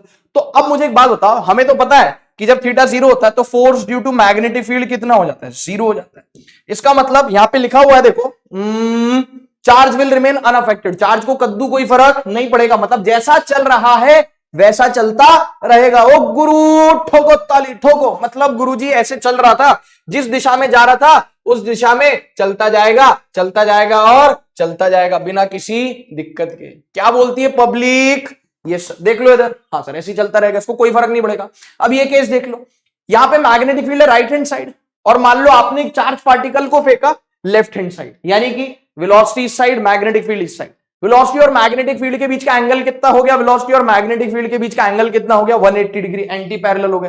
तो भी हमें पता है क्या कि force due to magnetic field कितना होता है, हे भैया 0, यानी कि ये पार्टिकल, चार्ज पार्टिकल को कोई फर्क नहीं पड़ेगा, मतलब ये जिस रास्ते जा रहा था उस रास्ते जाता जाएगा। बोलो यस और नो, मैं तो रास्ते से जा रहा था, भेलपूरी खा रहा था, इधर देखो, हाँ सर, तो इस रास्ते जा रहा है तो इस रास्ते जाता जाएगा बिना किसी दिक्कत के, ठीक है क्या। तो वो ये कि charge will move without any problem, जैसे चल रहा है वैसे चलता रहेगा। ये देख लो डायग्राम, वो दिक्कत है क्या, नहीं सर। तो यूं कह लो कि चार्ज स्ट्रेट लाइन में चल रहा है, कैसे लाइन में चल रहा है, स्ट्रेट लाइन में चल रहा है, कैसे लाइन में चल रहा है, कैसा मोशन हो गया, दोनों ही केसेस में कैसा मोशन हो गया गुरुजी, दोनों ही, एक मिनट, दोनों ही केसेस में कैसा मोशन हो गया, स्ट्रेट लाइन मोशन। कैसा मोशन हो गया दोनों ही केसेस में, स्ट्रेट लाइन मोशन, यस और नो, यस। ये तो क्लियर है, ये तो क्लियर है, डॉक्टर तो बनना ही है, चाहे 10th में कम मार्क्स आ जाए, चाहे 12th में कम मार्क्स आ जाए, डॉक्टर तो बनना ही है, ये तो क्लियर है। देख लो भाई, सही है क्या, ये सर स्ट्रेट लाइन मोशन। अब बिना टाइम वेस्ट किए तुम मेरे को सॉल्व करके दोगे आगे आने वाले सवाल। जी हाँ, ये है 1993 पीवाईक्यू का सवाल है। गुरुजी कोई पिछले जन्म का सवाल हो ना तो वो भी करवा दो, करो तो सही तुम्हें सॉल्व। देखो मैं साइड में हट गया, तुम्हें सवाल सॉल्व करना है, चलो खटखट सॉल्व कर दो, साइड में हट गया मैं। A charge moving with velocity in x direction, x direction, कौन से डायरेक्शन में, जैसे मैं साइड हटा करूं ना पॉज कर लिया करो, देखो पॉज कर लो, ठीक है। The charge moving with velocity v in x direction, velocity x direction में is subjected to a field of magnetic induction in negative x direction. Subjected मतलब कि भैया, सब्जेक्टेड मतलब कि वो उस पर अप्लाई कर दिया जाता है एक मैग्नेटिक फील्ड, कौन सी दिशा में, इन नेगेटिव x डायरेक्शन। कौन सी दिशा में, कौन सी दिशा में, negative x direction, negative x direction, ठीक है okay. As a result the charge will, as a result the charge will, ठीक है। तो कितना है, सिंपल सवाल है, कलम क्यों चलानी है इसमें, दिमाग चला लो थोड़ा सा, जो भी पीछे बताया। ये एक्स एक्सिस है, वेलोसिटी इधर है, यस सर, मैग्नेटिक फील्ड इधर है, एंगल 180 डिग्री एंटी पैरेलल। इसका मतलब चार्ज को कद्दू कोई धेला कोई फर्क नहीं पड़ेगा, क्योंकि जब एंटी पैरेलल होते हैं, पैरेलल होते हैं, फोर्स जीरो होता है, चार्ज रिमेन्स अनअफेक्टेड। तो पहला ही ऑप्शन क्या लिखा हुआ है, the charge will remain unaffected. उसके बाद के start moving in a circular path. क्यों भैया, काय को, घर की खेती है कोई? Retard along x axis, retard का मतलब कि उसके ब्रेक लग जाएंगे, यानी वेलोसिटी क्या हो जाएगी, कम हो जाएगी। रिटार्ड का मतलब ब्रेक लगना होता है। क्यों लगेंगे ब्रेक, वो तो हमने लिख दिया ना, अनअफेक्टेड है। Yes sir, moving along a helical path, चला जा। क्या आंसर आ गया, ये ऑप्शन आ गया। डन, हाँ जी साहब, डन हो गया। चलो बहुत बढ़िया, बहुत अच्छे, वाह वाह। अगला सवाल 2006 का सवाल है, देख लो, साइड हट गया, पॉज कर लो। चलो भाई, क्या लिखा हुआ है, when a charged particle moving with velocity v vector is subjected to a magnetic field of induction, the force on it is non-zero, the force on it is non-zero। क्या कह रहा है, फोर्स नॉन जीरो है, force क्या है, non zero. समझ में आ पा रही है क्या बात? हाँ सर, बिल्कुल सर, बात समझ में आ पा रही है ना? मतलब कि कुछ वेलोसिटी है v वेक्टर, कुछ मैग्नेटिक फील्ड है b वेक्टर, कुछ वेलोसिटी है v वेक्टर, कुछ मैग्नेटिक फील्ड है b वेक्टर, ठीक है। लेकिन फोर्स कैसा है इसमें, जीरो नहीं। फोर्स कैसा है, फोर्स कैसा है, जीरो नहीं है, जीरो नहीं। तो फोर्स जीरो कब कब होता है, जब एंगल बी और बी के बीच में जीरो हो, या तो एंगल 180 हो। अगर एंगल 0, 180 या जीरो में से एंगल जो है 0 या 180 में से कुछ भी नहीं है, तो फोर्स कितना होता है, नॉन जीरो। कैसे, देखो मेलोडी खाओ, खुद जान जाओ, इधर देखो फटाफट से। सर यहां पर एंगल 0 है, बाकी इधर फोर्स 0, यहां पर एंगल 0, यहां पर एंगल 180 है, तो फोर्स कितना है, 0 है। क्या यहां पर फोर्स 0 है ना? क्या यहां पर फोर्स 0 है ना? इसका मतलब फोर्स 0 सिर्फ दो केसेस में आएगा, कौन कौन से, 0 डिग्री और 180 डिग्री। और वो खुद चिल्ला चिल्ला के स्कीम बता रहा है तुम्हें। क्या बता रहा है स्कीम, क्या बता रहा है स्कीम, कि फोर्स कैसा है, नॉन जीरो है। तो एंगल बिटवीन इज आइदर 0 और 180। कैसी पगला टाइप्स बात कर रहा है एकदम। फर्स्ट ऑप्शन में बोल रहा है कि एंगल या तो 0 या तो 180। अरे 0 या 180 होगा तो फोर्स नॉन जीरो कैसे होगा, फोर्स तो 0 हो जाएगा। एंगल बिटवीन इज नेसेसरीली 90, कह रहा है जबरदस्ती 90 होना चाहिए, नहीं 37 हो जाए, 53 हो जाए, 0 से 180 के बीच में कुछ भी हो जाए एक्सेप्ट 0 एंड 180। जरूरी नहीं 90 भी हो सकता है, लेकिन बोल रहा है नेसेसरीली 90, तो ये भी गलत है। अगला, angle between can have any value other than 90। अरे यार परेशान कर दिया भाई इसने तो एकदम, है ना, सड़े सड़े एकदम सड़ेले ऑप्शंस देके बोल रहा है कि 90 के अलावा कुछ भी वैल्यू हो सकती है। मतलब इसके हिसाब से तो 0 भी हो सकता है, 180 भी हो सकता है। ऐसे कैसे, आंसर क्या हुआ, D option. Angle between can have any value other than 0 and 180। Fair enough, सही बात है। 0 और 180 के अलावा कुछ भी हो, 0 और 180 पे ही फोर्स 0 होता है, अदरवाइज सब जगह कैसा होता है, नॉन जीरो। क्या आंसर आ गया बेटा, क्या आंसर आ गया, डी ऑप्शन। बोलो बेटा, यस सर, डन। हाँ सर, डन हो गया। चलो अब अगले केस पे प्रस्थान करने से पहले, ये जो थीटा बराबर 90 डिग्री वाला केस है, इसमें प्रस्थान करने से पहले जी हाँ, एक ताजा ताजा फ्रेश एकदम सवाल करवाया जाएगा, है ना। थोड़ा सा बासी हो गया ये सवाल, क्योंकि 2023 से पहले, 2022 से पहले 2021 में जी हाँ ये सवाल पूछा गया है। तो बेटा आपको ये सवाल पढ़ के ऐसा लगेगा, अरे बाप रे, 1 2 3 4 5 6, है ना 6.25। गुरुजी तो 6.25 लाइंस का सवाल है, हमसे तो नहीं होगा। मैंने क्या बोला था, जितना बड़ा सवाल नीट में उतना ही ज्यादा आसान। मतलब मैं फिजिक्स की गारंटी ले सकता हूं, केमिस्ट्री और बायो की गारंटी नहीं ले सकता। फिजिक्स में जितना बड़ा सवाल, मतलब आप मान के चलो बड़े से बड़ा सवाल, तो 99% पॉसिबिलिटी ये हुई, अब 1% तो कुछ भी हो सकता है ना, सही बात है। 99% पॉसिबिलिटी हुई कि वो सड़ा ही सवाल होगा, आसान होगा, हो जाएगा। तो मैं साइड में हट रहा हूं और अब आप करोगे ये वाला सवाल फटाफट से। देखो, समझो, सोचो, सॉल्व करो। हाँ भाई, डन हो गया। ये सर देखो भाई, टफ दिखने में है लेकिन टफ नहीं। क्या कह रहा है, इनफाइनाइटली लॉन्ग, मतलब ये इनफाइनाइटली लॉन्ग वायर दिख रहा है आपको, PQ. Yes sir, straight conductor यानी कि वायर कैरीज अ करंट, यहां पे हाईलाइट कर लिया या यूं कह लो कि अंडरलाइन कर लिया मैंने, 5 एम्पियर का करंट है, as shown. Electron is moving with a speed दीदी 10 की power 5 metre per second. Electron जा रहा है, यस सर, इलेक्ट्रॉन जा रहा है तो इलेक्ट्रॉन का चार्ज पता है, yes sir. Parallel to the conductor, conductor के पैरेलल, ये कंडक्टर यानी वायर है, इसी के पैरेलल 20 सेंटीमीटर की डिस्टेंस पे इलेक्ट्रॉन भी जा रहा है, yes sir. The perpendicular distance between the electron and the conductor is 20 centimetre, ठीक है साहब। Calculate the magnitude of force, किसकी बात कर रहा है, डायरेक्शन वायरेक्शन चीज नहीं, magnitude of force experience by the electron. Force experienced by the charge particle inside magnetic field, एक ही फॉर्मूला है, क्यू वीबी साइन थीटा, क्यू वीबी साइन थीटा। 5 बार बोलो मेरे साथ, फोर्स, ये पूरा स्टेटमेंट नहीं, फॉर्मूला 5 बार बोलेंगे। Force experienced by moving charge particle inside magnetic field is QVB sin theta, F equals to QVB sin theta, F equals to QVB sin theta, F equals to QVB sin theta, F equals to QVB sin theta. बोलो ठीक है? Yes sir. चलो साहब बहुत बढ़िया है ना, electron की वेलोसिटी वगैरह दे रखी है। सर मैग्नेटिक फील्ड है क्यों? अबे चैप्टर का नाम ही MEC, magnetic effect of current, यानी करंट की वजह से मैग्नेटिक फील्ड, करंट की वजह से मैग्नेटिक फील्ड। Yes sir. तो अब हमने क्या किया, हमने बोला कि यार देखो बहुत ध्यान से सुनना, मैंने फोर्स का फॉर्मूला तो लिख दिया, F बराबर QVB sin थीटा। यहां पे मुझे क्या क्या पता है ऑलरेडी? सर मुझे क्यू पता है, इलेक्ट्रॉन का चार्ज, यस सर, ठीक है ना, इलेक्ट्रॉन का चार्ज पता है, वेलोसिटी पता है मुझे 10⁵ मीटर पर सेकेंड, मुझे थीटा नहीं पता और मुझे मैग्नेटिक फील्ड नहीं पता। अब मुझे पता क्या है कि मैग्नेटिक फील्ड किसकी वजह से? इस वायर की वजह से। तो इस इनफाइनाइटली लॉन्ग वायर की वजह से, जिसका करंट कितना है 5 एम्पियर, 20 सेंटीमीटर की डिस्टेंस पे, यहां पर क्या तुम मुझे मैग्नेटिक फील्ड निकाल के बता सकते हैं? बता सकते हैं। और थीटा क्या है? Theta is angle between velocity and magnetic field. Yes sir. तो वेलोसिटी कहां है? देखो इधर, वेलोसिटी कहां है? इधर। Yes sir. अब देखते हैं कि पी पॉइंट पर, मान लो ये पी पॉइंट है, पी पॉइंट पर मैग्नेटिक फील्ड कहां है ना? अरे मान लो ये पी की कोई बात नहीं, इधर पी पॉइंट मान दिया गुरुजी, तो राइट हैंड का अंगूठा in the direction of current. Yes sir. तो पी से उंगलियां कहां निकल रही? बाहर। अरे राइट हैंड का अंगूठा in the direction of current, भूला, तो उंगलियां पी से बाहर निकल रही, पी से बाहर निकल रही मतलब आउटसाइड, आउटसाइड मतलब पी पर मैग्नेटिक फील्ड का आउटसाइड तुम्हारी तरफ। Yes sir. और वेलोसिटी का है इस तरफ। तो क्या आप मेरे को इन दोनों एंगल, इनके बीच का एंगल बता सकते हो? ये इधर, ये इधर। जल्दी बताओ। चलो इनके बीच का एंगल ऐसे नहीं दिख रहा तो ऐसे बता दो। कितना इनके बीच का एंगल? 90 डिग्री। कितना इनके बीच का एंगल? 90 डिग्री। मैग्नेटिक फील्ड बाहर, वेलोसिटी इधर। तो थीटा की वैल्यू कितनी आई? 90। Yes sir. तो थीटा की वैल्यू कितनी आई? 90। बस सारी वैल्यूज पुट कर देंगे और आंसर निकाल लेंगे। क्या? F equals to QVB sin theta, theta मतलब 90 degree. Yes sir. Magnetic field का फॉर्मूला बताओ गुरुजी, इनफाइनाइट वायर की वजह से mu not I by 2πd। Yes sir.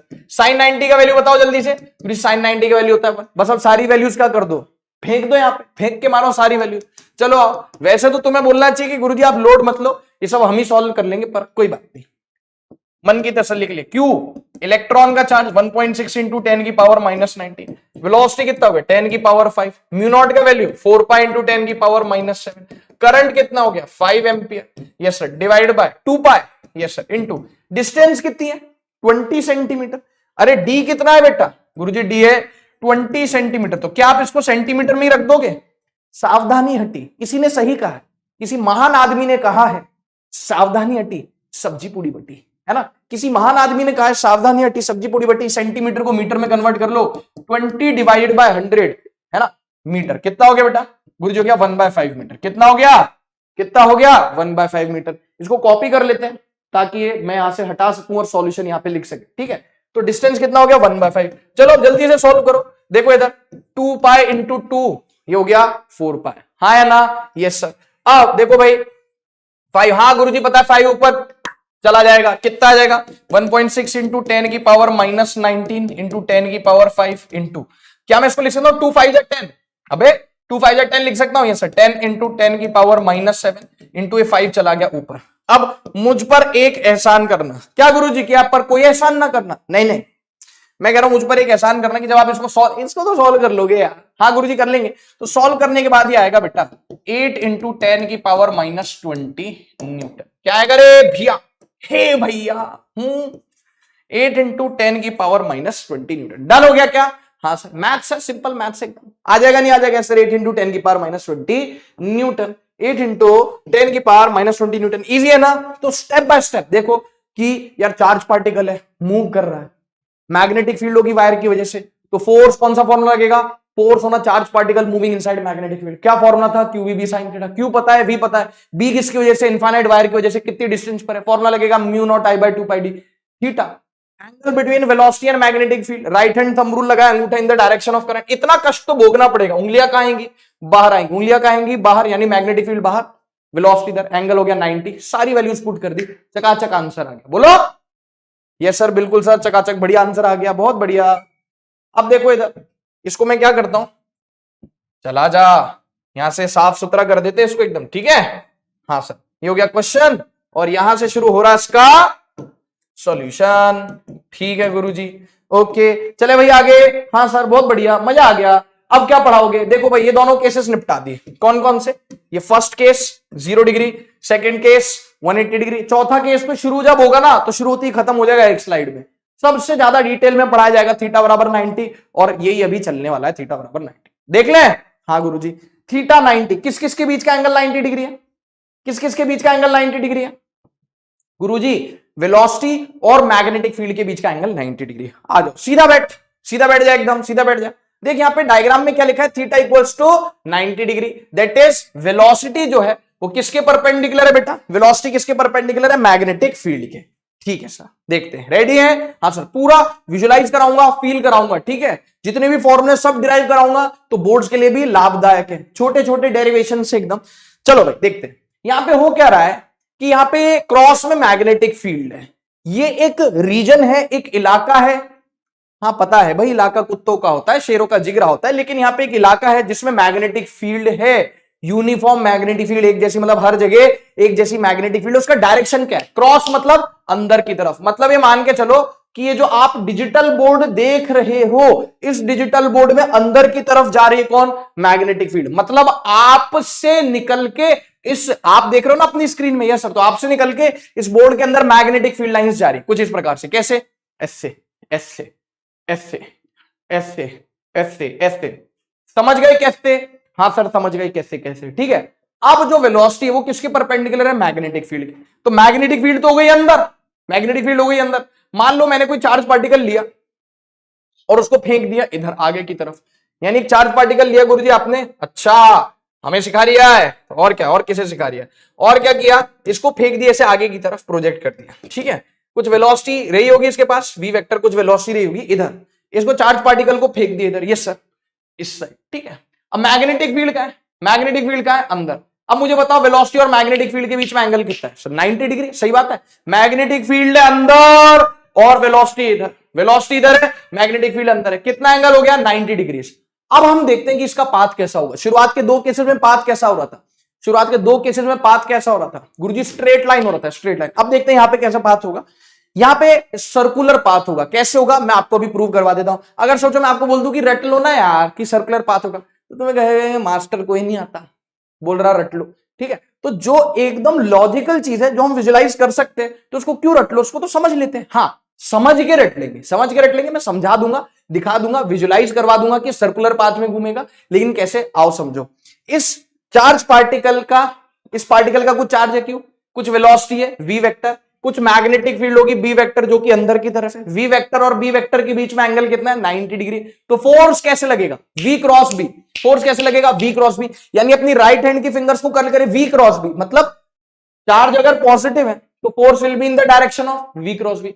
तो फोर्स कहां लगेगा? किस दिशा में? वी क्रॉस बी की दिशा में लगेगा। इसका मतलब राइट हैंड की फिंगर्स को कर्ल करूंगा वी से बी। वी कहां है? इधर है। वी कहां है? इधर है।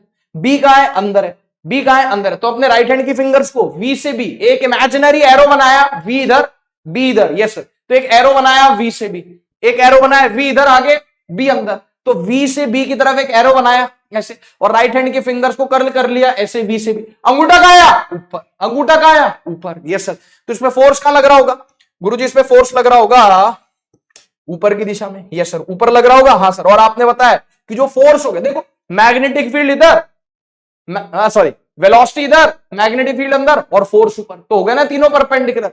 क्या ये फोर्स जो लग रहा है इस पे, ये वेलोसिटी के परपेंडिकुलर है? यस सर, है, बिल्कुल है। क्या जो फोर्स लग रहा है, फोर्स लग रहा है ऊपर और मैग्नेटिक फील्ड का है अंदर? अरे ऐसे देखो ना, हाँ सर, फोर्स लग रहा है ऊपर, मैग्नेटिक फील्ड है अंदर। तो फोर्स वी के भी परपेंडिकुलर, फोर्स बी के भी परपेंडिकुलर, जो कि मैंने आपको पढ़ाया था अभी थोड़ी देर पहले। क्या बोलती है पब्लिक? यस सर, बिल्कुल। अब सर ये तो सर ठीक है, लेकिन इससे ये कैसे साबित हो जाता है कि ये सर्कुलर पाथ में घूमेगा? ये कौन से पाथ में घूमेगा गुरुजी? सर्कुलर पाथ में घूमेगा। ये कैसे साबित इसमें हो जाएगा? मैं बताता हूं कैसे साबित हो जाएगा, सुनो। ये फेंका आगे है लेकिन फोर्स ऊपर लग रहा है, तो ये थोड़ा सा कैसे चलेगा? देखो आगे बढ़ेगा, फेंका आगे लेकिन फोर्स ऊपर लग रहा है, तो ये थोड़ा सा ऐसे डेविएट हो जाएगा। थोड़ा सा क्या हो जाएगा? फोर्स, मतलब आप देखो ना, चल आगे रहा है लेकिन फोर्स ऊपर लग रहा है, तो थोड़ा सा ऊपर की तरफ घूमेगा, यस सर। तो इसकी वेलोसिटी कुछ जो है इधर की तरफ हो जाएगी, वेलोसिटी इधर की तरफ हो जाएगी। समझ में आ पा रही बात? हाँ सर। क्यों? क्योंकि अरे यार एकदम से ऊपर नहीं चला जाएगा ना, आगे जा रहा है और फोर्स ऊपर लग रहा है, तो थोड़ा सा ऐसे हो गया, यस सर। अब सुनो, अब इसकी वेलोसिटी इधर आ गई, यस सर। अब v क्रॉस बी करेंगे, समझना। अब v क्रॉस बी डायरेक्ट कर रहे, वेलोसिटी इधर हो गया, हाँ सर, मैग्नेटिक फील्ड अंदर हो गया। तो अब ऐसे एक एरो बनाया, v क्रॉस बी किया, v इधर, v क्रॉस बी यानी राइट हैंड के फिंगर्स को कर्ल करेंगे v से b, तो राइट हैंड के फिंगर को कर्ल किया v से b, कहां है, अंदर, तो अंगूठा थोड़ा इधर आया। यस सर, ऑब्वियस सी बात है, फेयर इनफ कि भाई फोर्स जो है वो v के परपेंडिकुलर होगा। तो यहां पे भी फोर्स कैसा आ जाएगा बताओ गुरुजी? यहां पे फोर्स कुछ इस प्रकार से आ जाएगा, हाँ सर, इधर आ गया, यस सर, ये आ गया F वेक्टर। अब ये जा इधर रहा है लेकिन फोर्स इस साइड लग रहा है, तो थोड़ा सा फिर फोर्स की दिशा में थोड़ा सा घूम जाएगा। हाँ सर, कैसे घूमेगा देखो मैं बताऊं, यस सर, ये थोड़ा सा ऐसे घूम जाएगा। अब ये लग गया आपके पास वेलोसिटी। अब हमको समझ में आ गया कि जो फोर्स है वो वेलोसिटी के परपेंडिकुलर एक्ट करेगा, सही बात है। v क्रॉस b, फोर्स इधर लगेगा, हाँ सर, तो अब फिर से फोर्स बना दिया, तो फोर्स कैसे लगेगा, इधर लगेगा। कितना फोर्स लगेगा, वही फोर्स लगेगा F वेक्टर, हाँ है ना। तो अब आप देखो कि चार्ज आगे जा रहा था लेकिन फोर्स ऊपर लगा था, थोड़ा ऊपर हो गया, फिर चार्ज पार्टिकल इधर जा रहा था, फिर फोर्स थोड़ा इस साइड लगा, फिर इधर घूम गया, फिर इधर घूम गया। तो मैं पूरा नहीं बना रहा, अब आप समझ जाओ, भावनाओं को समझो। ऐसा बोला जाता है समझदार को इशारा काफी, कि ये कैसे पाथ में जाएगा, मैं कंटिन्यू करता रहूंगा। कैसा पाथ होगा, कैसा पाथ ट्रेवर्स करेगा, यानी कैसा पाथ लेगा, सर्कुलर पाथ लेगा। कैसा पाथ लेगा, सर्कुलर पाथ लेगा। बोलो हाँ या ना? यस। तो यहां पे अपन एक ऐसा सर्कल टाइप बना देते हैं, अरे फील करेंगे इसको, बोलो हाँ या ना? यस सर, समझ में आई बात? बिल्कुल सर, समझ में आ गई। तो पाथ कैसा हो जाएगा इसका, सर्कुलर पाथ हो जाएगा। इसका मतलब गुरुजी, एक मिनट, सर्कुलर पाथ, इसको हटा दो। कैसा पाथ हो गया रे भैया, सर्कुलर पाथ, ठीक है। इसका मतलब गुरुजी, क्या ये तय है कि जब चार्ज पार्टिकल मैग्नेटिक फील्ड में मूव कर रहा है सच दैट उसकी वेलोसिटी मैग्नेटिक फील्ड के परपेंडिकुलर है, तो क्या हमेशा चार्ज पार्टिकल सर्कुलर पाथ में मूव करेगा? जी हां, हमेशा चार्ज पार्टिकल कैसे पाथ में मूव करेगा, सर्कुलर पाथ में मूव करेगा। देख लो, फील आई कि नहीं? हाँ सर, वेलोसिटी आगे थी, v क्रॉस b किया, फोर्स ऊपर, फिर चल आगे रहा है, फोर्स ऊपर लग रहा है, थोड़ा सा ऊपर की तरफ हो गया, फिर चल आगे रहा है, फोर्स थोड़ा इधर की तरफ लग गया, तो फिर और मुड़ गया, फिर और मुड़ गया, फिर और मुड़ गया, फिर और मुड़ गया, ऐसे ऐसे ऐसे ऐसे ऐसे ऐसे, फिर और मुड़ गया, फिर और मुड़ गया, फिर और मुड़ गया, फिर और मुड़ गया, फिर और मुड़ गया। अच्छा, हमें सिखा रिया है, यस, तुझे ही सिखा रहा हूं, पाथ कैसा हो गया, सर्कुलर पाथ। अबे प्रूव थोड़ी ना करना, नहीं बोर्ड में प्रूव करना है कि पाथ सर्कुलर है, ये तो आपको फील में करवा रहा हूं। फील आई कि नहीं है, एकदम क्रिस्टल क्लियर हुआ कि नहीं हुआ? Yes sir. तो पाथ कैसा हो गया बेटा, सर्कुलर पाथ। और अपन वहां पे जाके लिख भी देते कि पाथ कैसा हो गया, पाथ कैसा हो गया भैयाओ बेटाओ, सर्कुलर पाथ, सर्कुलर पाथ। क्या बोलती है पब्लिक? ये सर, सर्कुलर पाथ हो गया। वापस आते, ठीक है सर। अब ये तो हमको समझ में आ गया कि सर्कुलर पाथ है, मतलब कैसे घूमेगा, ऐसे सर्किल में घूमेगा। लेकिन अब इस पे पूरी पीएचडी कर लेंगे, इसके टाके खोल देंगे, इसके धागे खोल देंगे, इससे रहम की भीख मंगवाएंगे जब तक ये कंसेप्ट हमसे नहीं बोलता मालिक अब तो हम पे रहम करो, अब तो हमको छोड़ दो, आपने हमारे टाके खोल दी, पूरी पीएचडी कर ली, इसका साले का पोस्टमार्टम कर देंगे इस कंसेप्ट का। बोलो ठीक है क्या? ये सर, एक बार आप देख लो और दिमाग में एक बार ये कंसेप्ट चला लो अपने, ठीक है सर, डन? हाँ सर। देखो भाई, अब क्या आप मुझे बता सकते हो कि इसको सर्कुलर पाथ में चला कौन रहा है? याद रखें, 11th क्लास में एक चैप्टर है सर्कुलर मोशन, उसमें हम पढ़ते हैं कि कभी भी कोई बॉडी अगर सर्कुलर पाथ में मूव कर रही है तो कोई ना कोई नेचर का फोर्स होगा, जैसे tension, friction, normal, gravitational force, electrostatic force, whatever, magnetic force, कोई भी नेचर का फोर्स सेंट्रीपिटल फोर्स की तरह काम करने लगेगा, यानी कि कहां की तरफ लगने लगेगा, सेंटर की तरफ लगने लगेगा, जिसकी वजह से वो चीज, वो ऑब्जेक्ट सर्कुलर पाथ में घूमेगा। अब भी ठीक करके देता हूं, अभी फील कराता हूं। जैसे मान लो एक रस्सी है, रस्सी के एक सिरे पे आपने पत्थर बांध दिया और आप रस्सी को ऐसे घुमा रहे हो, तो रस्सी को ऐसे, मतलब रस्सी से बांध के पत्थर को ऐसे घुमा रहे हो, गोल गोल, पत्थर गोल गोल घूम रहा है। यस सर, पत्थर गोल घूम रहा, मतलब पत्थर पे कोई फोर्स ऐसा लग रहा होगा जो सेंटर की तरफ लगेगा, जो सेंटर की तरफ लगेगा, जो सेंटर की तरफ लगेगा। तो पत्थर पे ऐसा कौन सा फोर्स लग रहा होगा जो सेंटर की तरफ लगेगा? रस्सी का टेंशन। अच्छा, मतलब सेंट्रीपिटल फोर्स कोई अलग से कोई फोर्स नहीं होता, नेचर का कोई भी फोर्स सेंट्रीपिटल फोर्स की तरह काम करता है। बच्चों को एक मिसकंसेप्शन होता है कि सेंट्रीपिटल फोर्स कोई अलग ही प्रकार का फोर्स है, जैसे नॉर्मल है, टेंशन है, ग्रेविटेशनल फोर्स है, इलेक्ट्रोस्टैटिक फोर्स है, विस्कस फोर्स है, फ्रिक्शन फोर्स है, वैसे ही है ना सेंट्रीपिटल फोर्स है ना। नेचर का कोई भी, जितने मैंने फोर्सेस के नाम लिया, वो कैसे काम करने लगेंगे? सेंट्रीपिटल की तरह, किसी ऑब्जेक्ट को आप रस्सी से बांध के सर्कुलर पाथ में घुमा रहे हो, तो रस्सी का टेंशन कैसे काम कर रहा है? सेंट्रीपिटल की तरह। अच्छा, इलेक्ट्रॉन घूम रहा है न्यूक्लियस के अराउंड, आपने तो केमिस्ट्री में पढ़ा ही होगा, है ना, फिजिक्स में भी पढ़ेंगे, मॉडर्न फिजिक्स में। Yes sir. तो इलेक्ट्रॉन और न्यूक्लियस के बीच का जो इलेक्ट्रोस्टैटिक फोर्स ऑफ अट्रैक्शन है वो सेंटर की तरफ लग रहा है, और वो कैसे काम कर रहा है? सेंट्रीपिटल फोर्स की तरह। वो इलेक्ट्रॉन को कहां घुमा रहा है? सर्कुलर पाथ में घुमा रहा है। जैसे प्लैनेट्स घूम रहे हैं सन के अराउंड, हम वैसे एलिप्टिकल पाथ में घूमते हैं पर हम उसको सर्कुलर मान लेते हैं, ऑलमोस्ट सर्कुलर ही होता है। तो जो प्लैनेट सन के अराउंड सर्कुलर पाथ में घूम रहे हैं, तो प्लैनेट्स और सन के बीच में जो ग्रेविटेशनल फोर्स ऑफ अट्रैक्शन है वो कैसे काम कर रहा है? सेंट्रीपिटल फोर्स की तरह। सेंट्रीपिटल यानी टुवर्ड्स द सेंटर, वो सेंटर की तरफ लग रहा है, और हम बोल सकते हैं कि वो प्लैनेट्स को सर्कुलर पाथ में घुमा रहा है। जब हम गाड़ी को टर्न पे मोड़ते, स्टीयरिंग को ऐसे कर देते, ऐसे है ना, कई स्टाइलिश लोग एकदम जो है एक हाथ से पकड़ के स्टीयरिंग घुमा देते, ये धर्राटे काट रही है। सही बात है। जब आप साइकिल को या स्कूटी को या बाइक को या कार को मोड़ते हो, यानी कि वो एक सर्कुलर पाथ में चलता है, भले पूरा सर्कुलर पाथ नहीं होता, छोटा मोटा सर्कुलर पाथ होता है, सर्कुलर पाथ का कुछ हिस्सा होता तो है। तब फ्रिक्शन जो है कैसे काम कर रहा होता है? टुवर्ड्स द सेंटर लग रहा होता है, सेंट्रीपिटल फोर्स की तरह काम कर रहा होता है। यही अगर मैं सड़क को एकदम चिकना कर दूं, सड़क पे फ्रिक्शन जीरो कर दूं, तेल ही तेल फैला दूं, तो हम हैंडल ऐसे ऐसे करते रह जाएंगे, स्टीयरिंग ऐसे ऐसे करते रह जाएंगे, गाड़ी नहीं मुड़ेगी। समझ में आ रही बात? हाँ सर। तो यहां पे ऐसा कौन सा फोर्स है जो इस पार्टिकल को सर्कल में चला रहा है? गुरुजी सेंट्रीपिटल फोर्स है। सेंट्रीपिटल फोर्स तो है ही, मतलब कि सेंट्रीपिटल फोर्स, कौन सा फोर्स सेंट्रीपिटल की तरह काम कर रहा है? Magnetic force. मैग्नेटिक फोर्स किसकी तरह काम कर रहा है? सेंट्रीपिटल फोर्स की तरह काम कर रहा है। तो पेपर में कोई बोलेगा कि इसको सर्किल में कौन घुमा रहा है, तो हम बोल देंगे magnetic force. Here magnetic force is responsible, magnetic force is responsible, या magnetic force is acting like, magnetic force is acting like centripetal force, centripetal force, है ना। हेंस यू बोल सकते हैं कि जो मैग्नेटिक फोर्स है, कौन सा फोर्स है? मैग्नेटिक फोर्स है, वो रिस्पॉन्सिबल है किसके लिए? यहां पे लिखा हुआ है here magnetic force is acting like centripetal force, hence magnetic force is responsible। कौन जिम्मेदार है इसको घुमाने के लिए? Magnetic force is responsible for circular motion, for कैसा motion? Circular motion of charged particle, of charge particle. क्या बोलती है पब्लिक?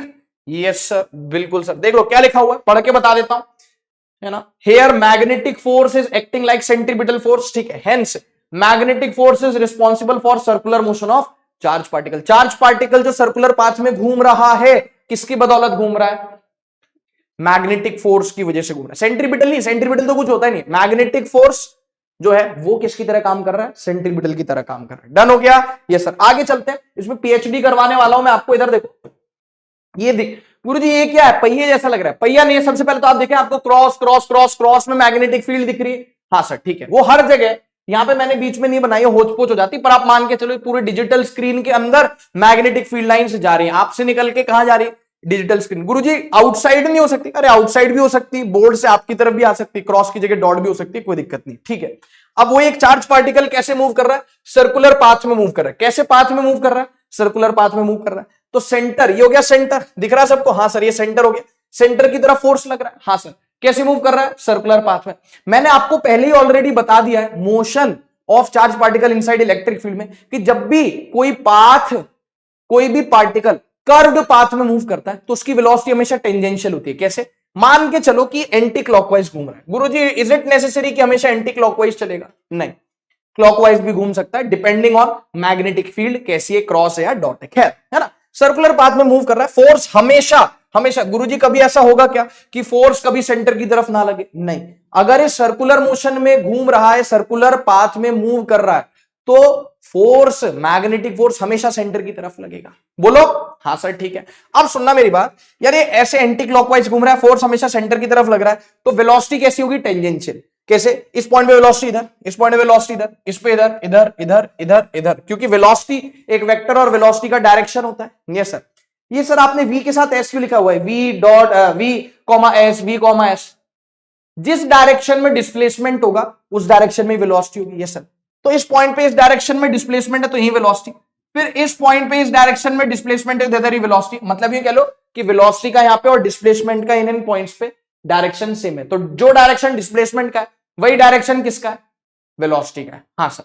क्या मैं यहाँ पे डंके की चोट पे कह सकता हूं पिछले डायग्राम में कि जो फोर्स है वेलोसिटी के परपेंडिकुलर, फोर्स है वेलोसिटी के परपेंडिकुलर, फोर्स है वेलोसिटी के परपेंडिकुलर? सही बात है। और इस लेक्चर के एकदम शुरुआत में आपने बताया भी था गुरुजी F is perpendicular to V, F is perpendicular to B as well. पर क्या मैं यहां पे बोल सकता हूं हर जगह कि जो फोर्स है ये परपेंडिकुलर का साइन बना हुआ है, किसके परपेंडिकुलर है? जो फोर्स है वेलोसिटी के या डिस्प्लेसमेंट के। वेलोसिटी और डिस्प्लेसमेंट एक ही डायरेक्शन में, यस सर। फोर्स जो है हमेशा डिस्प्लेसमेंट के परपेंडिकुलर है, यस सर। तो मैं लिख सकता हूं at each and every point, समझेंगे भावनाओं को, eight each and every point. अरे फील आएगी, पूरी फील आएगी। सीधा बैठ, फिर आलस फैलाने लगा, फिर फोन में नोटिफिकेशन देख रहा है तू, मना किया है तेरे को। Eight each and every point क्या मैं कह सकता हूं यहां पर, इस केस में, इस पर्टिकुलर केस में, थर्ड केस में, थीटा बराबर 90 के केस में, सर्कुलर पाथ वाले केस में, क्या मैं कह सकता हूं हर कदम पे, कदम कदम पर, हाँ यहां कदम कदम पर, हाँ यहां कदम कदम पर, समझ गए? Yes sir. फोर्स परपेंडिकुलर है किसके? वेलोसिटी। क्या फोर्स परपेंडिकुलर है किसके? डिस्प्लेसमेंट के। Yes sir. ये देखो ना कुछ इस प्रकार से, फोर्स डिस्प्लेसमेंट, फोर्स और डिस्प्लेसमेंट कदम कदम पर, हाँ यहां कदम कदम पर फोर्स और डिस्प्लेसमेंट क्या है? परपेंडिकुलर। तो क्या मैं बोल सकता हूं at each and every point, इस केस में force is perpendicular to displacement? जी गुरुजी बिल्कुल बोल सकते हैं। यानी कि मैं कह सकता हूं कि फोर्स और डिस्प्लेसमेंट के बीच में एंगल कितना है? 90 degree. That is angle between force and displacement कितना हो गया? 90 डिग्री हो गया। कितना हो गया? अरे कितना हो गया? Angle between force and displacement is 90 degree. हाँ सर। पहले बताओ ये डन है क्या? हाँ सर बिल्कुल डन है। अब चलते हैं नेक्स्ट स्लाइड पे।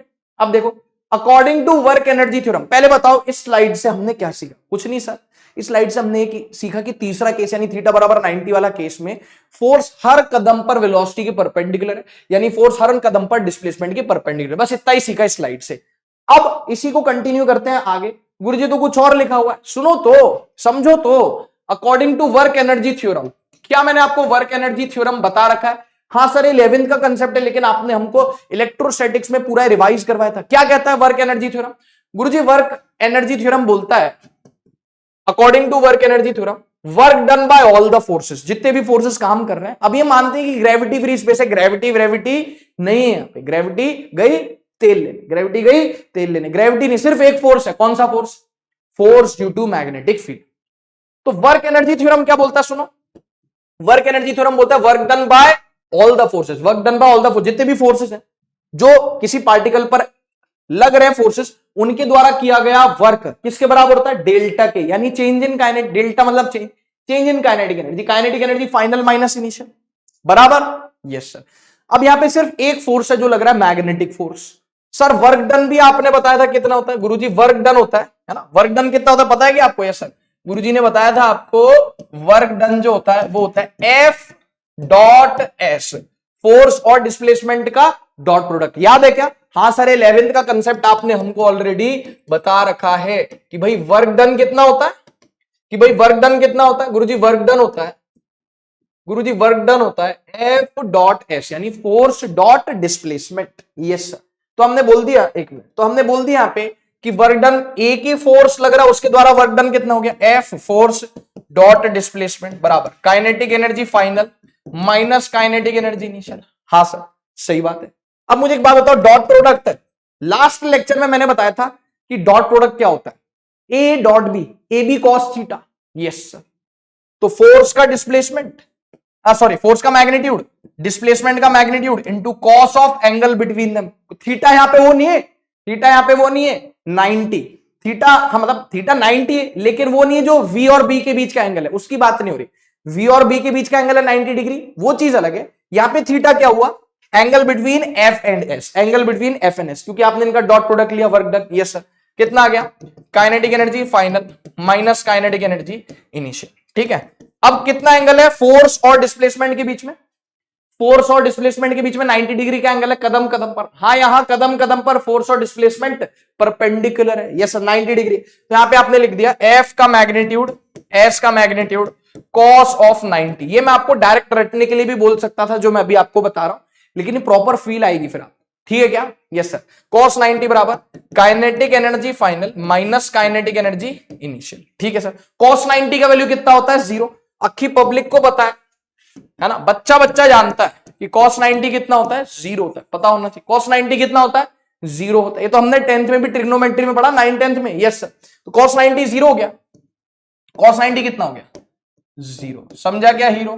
तो ये सब तो LHS कितना हो गया, 0 हो गया। 0 बराबर kinetic energy final minus kinetic energy initial. अरे बाप रे बाप, मतलब फाइनल माइनस इनिशियल 0 हो गया। इसका मतलब क्या मैं कह सकता हूं, ये इधर चला गया कि यार काइनेटिक एनर्जी इनिशियल बराबर काइनेटिक एनर्जी फाइनल। और तेरी का, इसका मतलब हम क्या कंक्लूड कर सकते हैं गुरुजी? हम कंक्लूड कर सकते हैं कि इस केस में, जिस केस में वेलोसिटी और मैग्नेटिक फील्ड परपेंडिकुलर है, जिस केस में चार्ज पार्टिकल सर्कुलर पाथ में घूमता है, उसमें उसकी काइनेटिक एनर्जी में चेंज ही नहीं आता। क्यों? इनिशियली जो काइनेटिक एनर्जी है वही फाइनल काइनेटिक एनर्जी रहेगी। हाँ है ना? इसको देखो एकदम बढ़िया से। बोल बेटा मजा आया कि नहीं आया? हाँ सर। एक बार पूरा मैं तेरे को क्विक रिकैप दे देता हूं, है ना? क्विक रिकैप दे देता हूं, ये लास्ट 3 स्लाइड्स का। सुनना मेरी बात, एकदम पूरा फील आएगा। पहले दो केसेस हो गए, थीटा बराबर 0, थीटा बराबर 180, वी और बी पैरेलल और एंटी पैरेलल, फोर्स 0 होता है, पाथ स्ट्रेट लाइन होता है, जाने दो। तीसरा केस, वेलोसिटी और मैग्नेटिक फील्ड परपेंडिकुलर, वी और बी के बीच का एंगल 90 डिग्री। पाथ कैसा होगा, सर्कुलर। क्यों होगा, मैंने यहां पे प्रूव किया। ये भी 11th का कंसेप्ट रिवाइज करा है कि कभी भी किसी भी पार्टिकल को सर्कुलर पाथ में मूव कराने के लिए कोई ना कोई फोर्स चाहिए, कोई ना कोई चाहिए प्यार करने वाला। वैसे ही कोई ना कोई चाहिए सर्किल में घुमाने वाला, कोई ना कोई फोर्स चाहिए सर्किल में घुमाने वाला। तो नेचर का कोई भी फोर्स सेंट्रीपिटल यानी फोर्स एक्टिंग टुवर्ड्स सेंटर की तरह काम करने लगता है। सेंट्रीपिटल फोर्स का मतलब क्या होता है, एक मिनट यहां पे लिख देता हूं। सेंट्रीपिटल फोर्स, सुन लो, सुनी लो। अब तो देख बेटा, अब तो गया। सेंट्रीपिटल फोर्स को हम कैसे रिप्रेजेंट करते हैं, एफ सी। कैसे रिप्रेजेंट करते हैं, एफ सी, है ना? इसका मतलब होता है force acting towards centre, force acting towards centre. ठीक है, क्या ये कोई अलग प्रकार का फोर्स है? नहीं, दुनिया का कोई भी फोर्स, नेचर का कोई भी फोर्स सेंट्रीपिटल फोर्स की तरह एक्ट करने लगता है जब उसे, उस फोर्स को किसी ऑब्जेक्ट को घुमाना है। ठीक है सर। इसका फॉर्मूला क्या होता है गुरुजी? फॉर्मूला भी सुन लो, जब आए हो तो फॉर्मूला भी सुनते जाओ। M V square by R, M V square by R centripetal force, mass, speed, और आर हो गया रेडियस। एम क्या हो गया, मास हो गया, ठीक है। वी क्या हो गया, स्पीड हो गया, ठीक है। आर क्या हो गया, रेडियस हो गया। आर क्या हो गया, रेडियस हो गया। किसका, सर्कुलर पाथ का, जिस सर्कुलर पाथ में पार्टिकल घूम रहा है, ठीक है। Radius of circular path. ओ पापा जी डन हो गया। हाँ सर, वापिस आओ ये देख लो एक बार इधर, सही है। सेंट्रीपिटल फोर्स मतलब force acting towards centre. Formula बताओ, M V square by R. M क्या हो गया, मास, वी हो गया स्पीड, आर हो गया रेडियस ऑफ सर्कुलर पाथ। ठीक है, वापिस आओ। तो यहां पे पार्टिकल सर्कुलर पाथ में घूम रहा है। क्यों घूम रहा है, उसकी रीजन मैंने आपको बता दिया। और यहां पे क्या लिखा हुआ देखो, हेयर मैग्नेटिक फोर्सेस। अभी क्विक रिकैप ले रहे, सारी चीजों को कंसोलिडेट कर रहे, इकट्ठा कर रहे। अरे सारी चीजों को इकट्ठा कर रहे, ठीक है। जितना भी रायता फैला है सब इकट्ठा कर रहे। Here magnetic force is acting like centripetal force. Magnetic force is acting like centripetal force यानी फोर्स एक्टिंग टुवर्ड्स सेंटर। इधर इधर इधर बोलो, किधर किधर, समझ गए क्या? Yes sir. हर समय ये जो फोर्स है ये कहां एक्ट करेगा, टुवर्ड्स द सेंटर। कहां एक्ट करेगा, टुवर्ड्स द सेंटर। अरे क्या बोलती है पब्लिक? हाँ सर समझ गए सर, थोड़ा ज्यादा हो गया पर कोई बात नहीं। हाँ सर समझ गए, ठीक है ना। कहां की तरफ लगेगा बेटा, सेंटर की तरफ लगेगा। तो यहां पे जो सेंट्रीपिटल फोर्स है वो जो सेंटर की तरफ लग रहा है वो कौन है, मैग्नेटिक फोर्स। तो लिखा हुआ है here magnetic force is acting like centripetal force, ठीक है। Hence magnetic force is responsible for circular motion of charge particle. Done हो गया। पाथ कैसा होगा, सर्कुलर पाथ होगा। पीछे जाके भी लिखा है थीटा बराबर 90 में सर्कुलर पाथ होगा। आगे चलते हैं। अब ये भी हो गया, ठीक है। अब इधर देखो, जब ये पार्टिकल या कोई भी पार्टिकल सर्कुलर पाथ में चलता है तो किसी भी पॉइंट पर जो वेलोसिटी होती है, जैसे एंटी क्लॉकवाइज चल रहा है तो वेलोसिटी किसी भी पॉइंट पर होगी टेंजेंशियल, इधर इधर इधर इधर इधर इधर इधर इधर इधर इधर इधर। तो हर एक कदम पर जो वेलोसिटी होगी वो फोर्स के क्या होगी, परपेंडिकुलर होगी, क्योंकि फोर्स का लगेगा टुवर्ड द सेंटर। और जो वेलोसिटी होगी वही डिस्प्लेसमेंट के डायरेक्शन में होगी। मतलब जो वेलोसिटी का डायरेक्शन होगा किसी पॉइंट पर वही डिस्प्लेसमेंट का डायरेक्शन होगा, यानी टेंजेंशियल। यानी यहाँ पे डिस्प्लेसमेंट का इधर इधर इधर इधर इधर इधर इधर इधर इधर इधर इधर इधर इधर। इसका मतलब मैं बोल सकता हूं अगर वेलोसिटी फोर्स के परपेंडिकुलर है तो डिस्प्लेसमेंट भी फोर्स के परपेंडिकुलर है। वही लिखा हुआ है यहाँ पे क्या, eight each and every point, eight each and every point force किसके परपेंडिकुलर हो गया, डिस्प्लेसमेंट के। यानी यूं कह लो कि angle between force and displacement कितना हुआ, 90 डिग्रीज हुआ। Yes sir. मैं आपको डायरेक्ट भी रटने बोल सकता था, वही रट लो कि सर्कुलर पाथ में मूव करेगा। मैं डायरेक्ट भी बोल सकता था कि रट लो काइनेटिक एनर्जी चेंज नहीं होगी, लेकिन फिर तुम्हें फील नहीं आता। फिर क्या नहीं आता? फील नहीं आता। और हम फिजिक्स फील लेके पढ़ते हैं, फील लेके, बोझ समझ के नहीं पढ़ाता मैं ना, अपने स्टूडेंट्स को बोलता कि बोझ समझ के पढ़ो इसको, है ना, फील करके पढ़ाता हूं और फील करके आपको पढ़ना चाहिए। ठीक है सर। तो ये फोर्स और डिस्प्लेसमेंट के बीच का एंगल 90 डिग्री हो गया। अब आगे चलते हैं। आपने याद कराया था हमको 11th का कंसेप्ट आपने इलेक्ट्रोस्टैटिक्स में बताया था क्या, कि वर्क एनर्जी थ्योरम क्या बोलता है? Work done by all the forces, और यहां पे तो सिर्फ एक ही फोर्स लग रहा है, मैग्नेटिक फोर्स, वो किसके बराबर होता है? डेल्टा के, यानी change in kinetic energy. Delta K यानी चेंज इन, डेल्टा के यानी चेंज इन काइनेटिक एनर्जी। बोलो हाँ सर ठीक है। यानी किसी भी चीज में चेंज क्या होता है? फाइनल माइनस इनिशियल, बराबर। ठीक है। तो हमने बोला work done by all the force, यहां पे तो एक ही फोर्स है, और वर्क का जो डेफिनेशन होता है वो क्या होता है? डेफिनेशन क्या होता है? Force dot displacement. क्या होता है? Force dot displacement. ठीक है भाई, बहुत बढ़िया, शाबाश, मजा आ गया। ठीक है, F dot S, yes sir, बराबर kinetic energy final minus kinetic energy से। अभी पीछे ही हमने पढ़ा कि इस केस में जब ये पार्टिकल सर्कुलर पाथ में मूव कर रहा है, या आप ये मान के चलो, मतलब ये तो आप परम सत्य मान लो, परम सत्य। क्या परम सत्य? यूनिवर्सल ट्रूथ मान लो कि जब कोई पार्टिकल सर्कुलर पाथ में मूव कर रहा है तो सेंट्रीपिटल फोर्स, कौन सा फोर्स? Centripetal force. दो सेंट्रीपिटल फोर्स और डिस्प्लेसमेंट या सेंट्रीपिटल फोर्स और उसकी वेलोसिटी के बीच में एंगल 90 डिग्री होगा। कितना होगा एंगल? 90 डिग्री होगा। ठीक है। तो अब आपने बोला एफ डॉट एस मतलब डॉट प्रोडक्ट क्या होता है? ए डॉट बी क्या होता है? A B cos theta. तो एफ डॉट एस क्या हो गया? एफ का मैग्नीट्यूड, एस का मैग्नीट्यूड, कॉस थीटा, यानी force into displacement into cos of angle between force and displacement, बराबर kinetic energy final minus kinetic energy initial.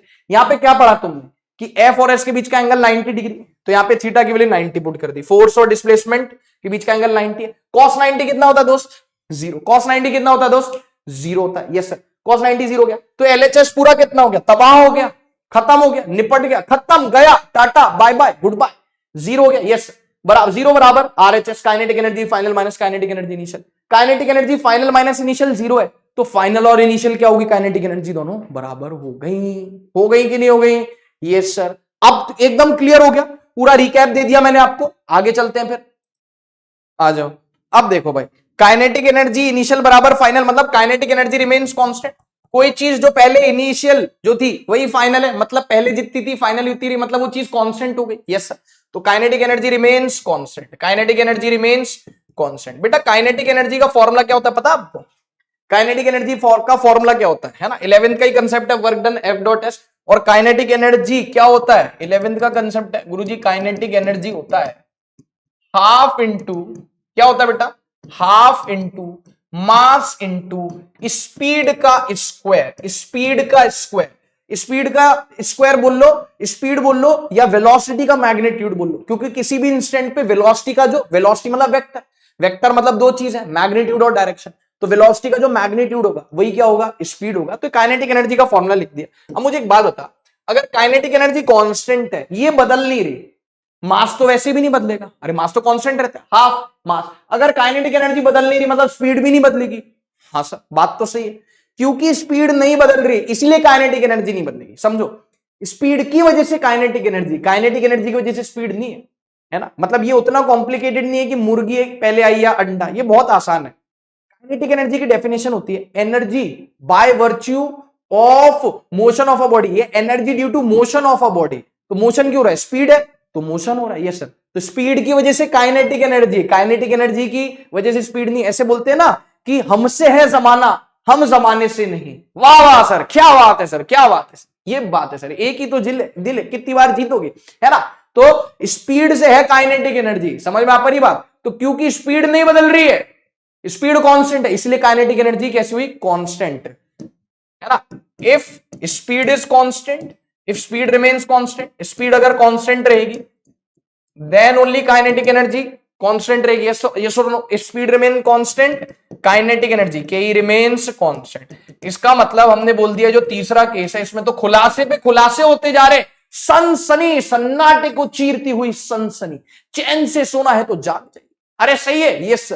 तो यहां पे तो खुलासे पे खुलासे होते जा रहे कि भाई वो सर्कुलर पाथ में मूव करेगा तो फोर्स वेलोसिटी के परपेंडिकुलर, फोर्स डिस्प्लेसमेंट के परपेंडिकुलर, वर्क डन कितना हो जाएगा, work done by magnetic force कितना हो जाएगा, जीरो नहीं होगा। हाँ sir work done by magnetic force zero हो जाएगा। काइनेटिक एनर्जी कांस्टेंट हो जाएगी, स्पीड क्या हो जाएगी, कांस्टेंट हो जाएगी। स्पीड कैसी है, कांस्टेंट है। इसका मतलब समझो कि अगर ये मान लो 10 मीटर पर सेकंड से मूव कर रहा है तो 10 मीटर पर सेकंड से मूव करता रहेगा, हाँ लेकिन इसका मैग्नीट्यूड 10 मीटर पर सेकंड रहेगा, लेकिन डायरेक्शन देखो दिशा बदल रही है। दो चीजें होती हैं वेक्टर में, मैग्नीट्यूड और डायरेक्शन। मैग्नीट्यूड यानी स्पीड कितना है वही है, मान लो अगर 10 मीटर फॉर एग्जांपल फर्ज करें कि 10 मीटर पर सेकंड तो हमेशा कितने से घूमेगा, 10 मीटर पर सेकंड। मैग्नीट्यूड वही है लेकिन क्या दिशा बदल जा रही है, दिशा यानी कि डायरेक्शन बदल जा रहा है। यस सर, तो ये डायरेक्शन वैसे ही बदल जा रहा है जैसे तुम्हारी एक्स बदल गई।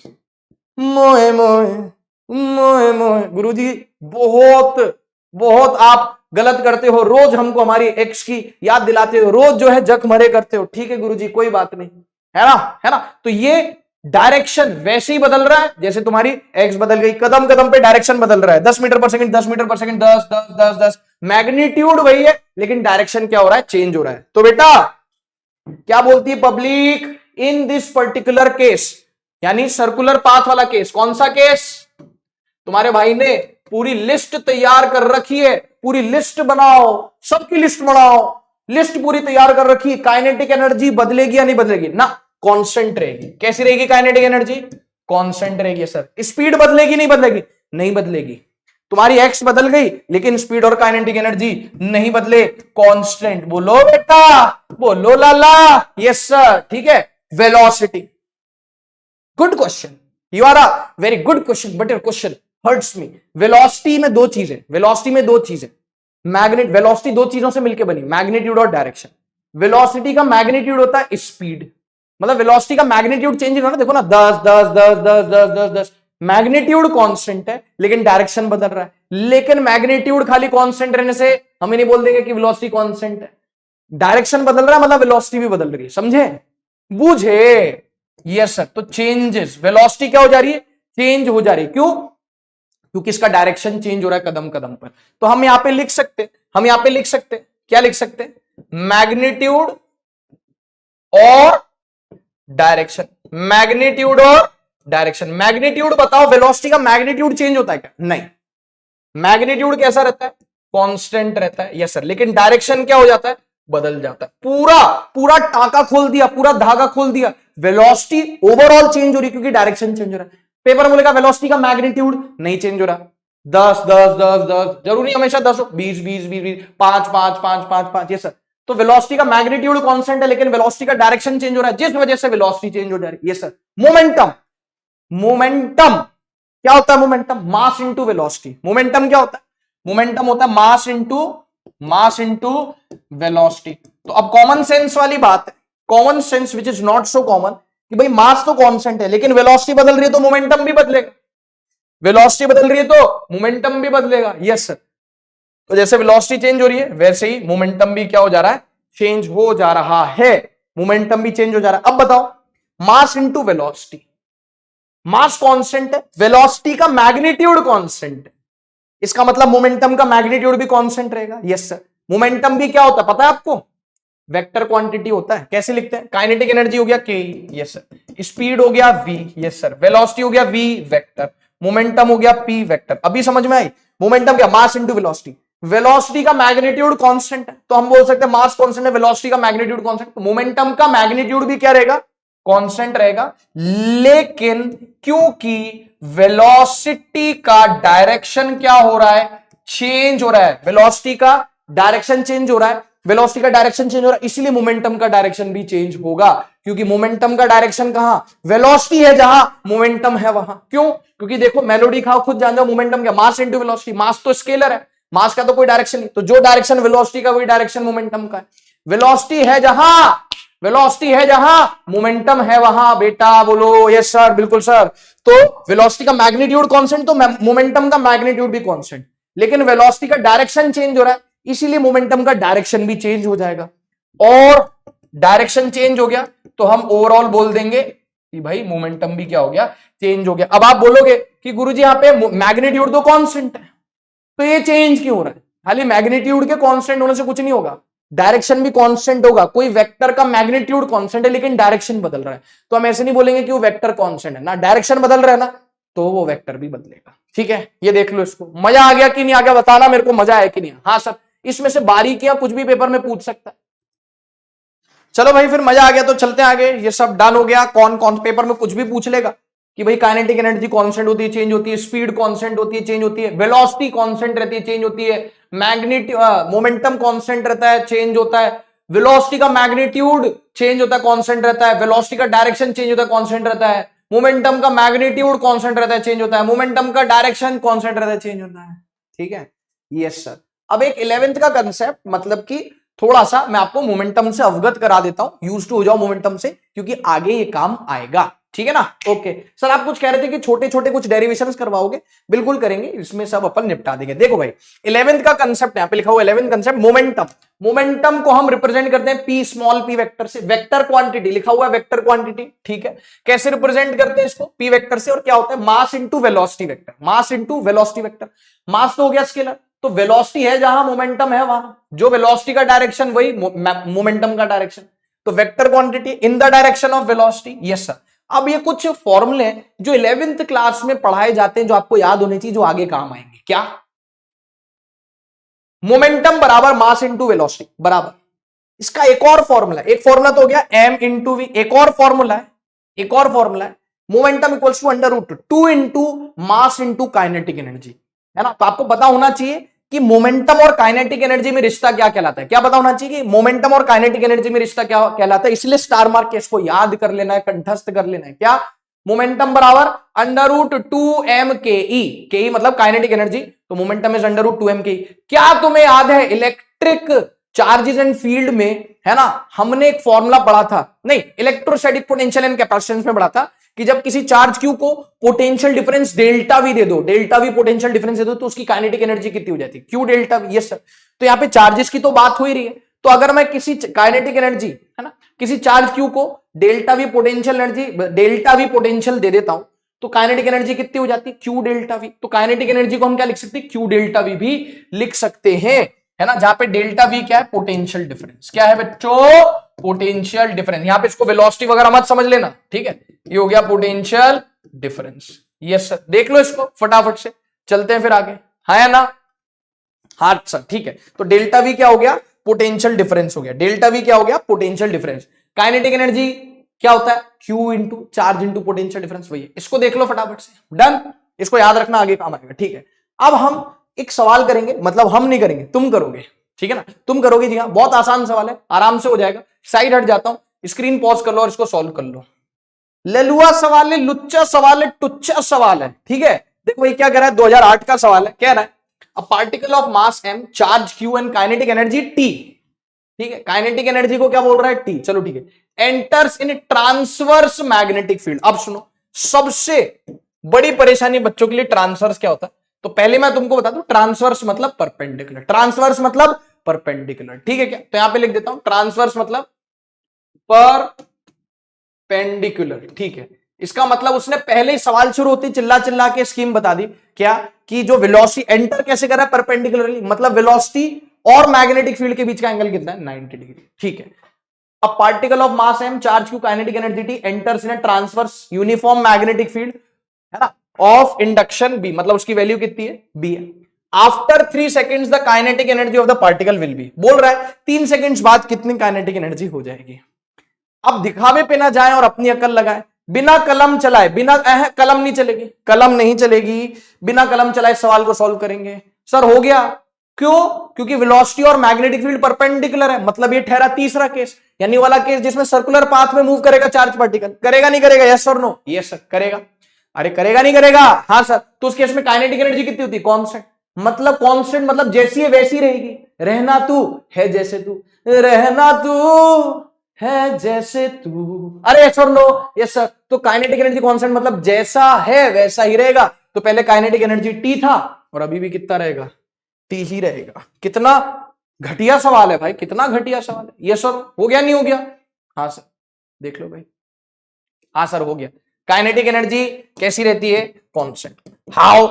काइनेटिक एनर्जी कैसी रहती है? कांस्टेंट रहती है। सर्कुलर पाथ वाले केस में। Yes sir. चलो भाई आगे, ये भी तुम्हें ही करना है। Yes sir. ये देखो, ये 1997 का सवाल है, अगर आपको दिख नहीं रहा तो मैं बता दूं 1997 का सवाल है। बाकी है ना, ये सवाल पढ़ो, स्क्रीन पॉज करो, तुम सॉल्व करो फटाफट से, ठीक है। ओके सर, क्या कह रहा है देख लो, स्क्रीन पॉज कर लो, सॉल्व कर लो। आ जाओ मैं। हाँ सर, क्या कह रहा है? A positively charge particle, a positively charge particle moving due east, east की तरफ चल रहा है, ठीक है। अब सर ये आ गया नॉर्थ वेस्ट साउथ ईस्ट, मतलब पहले आप डायग्राम बना के रख लेना, ठीक है।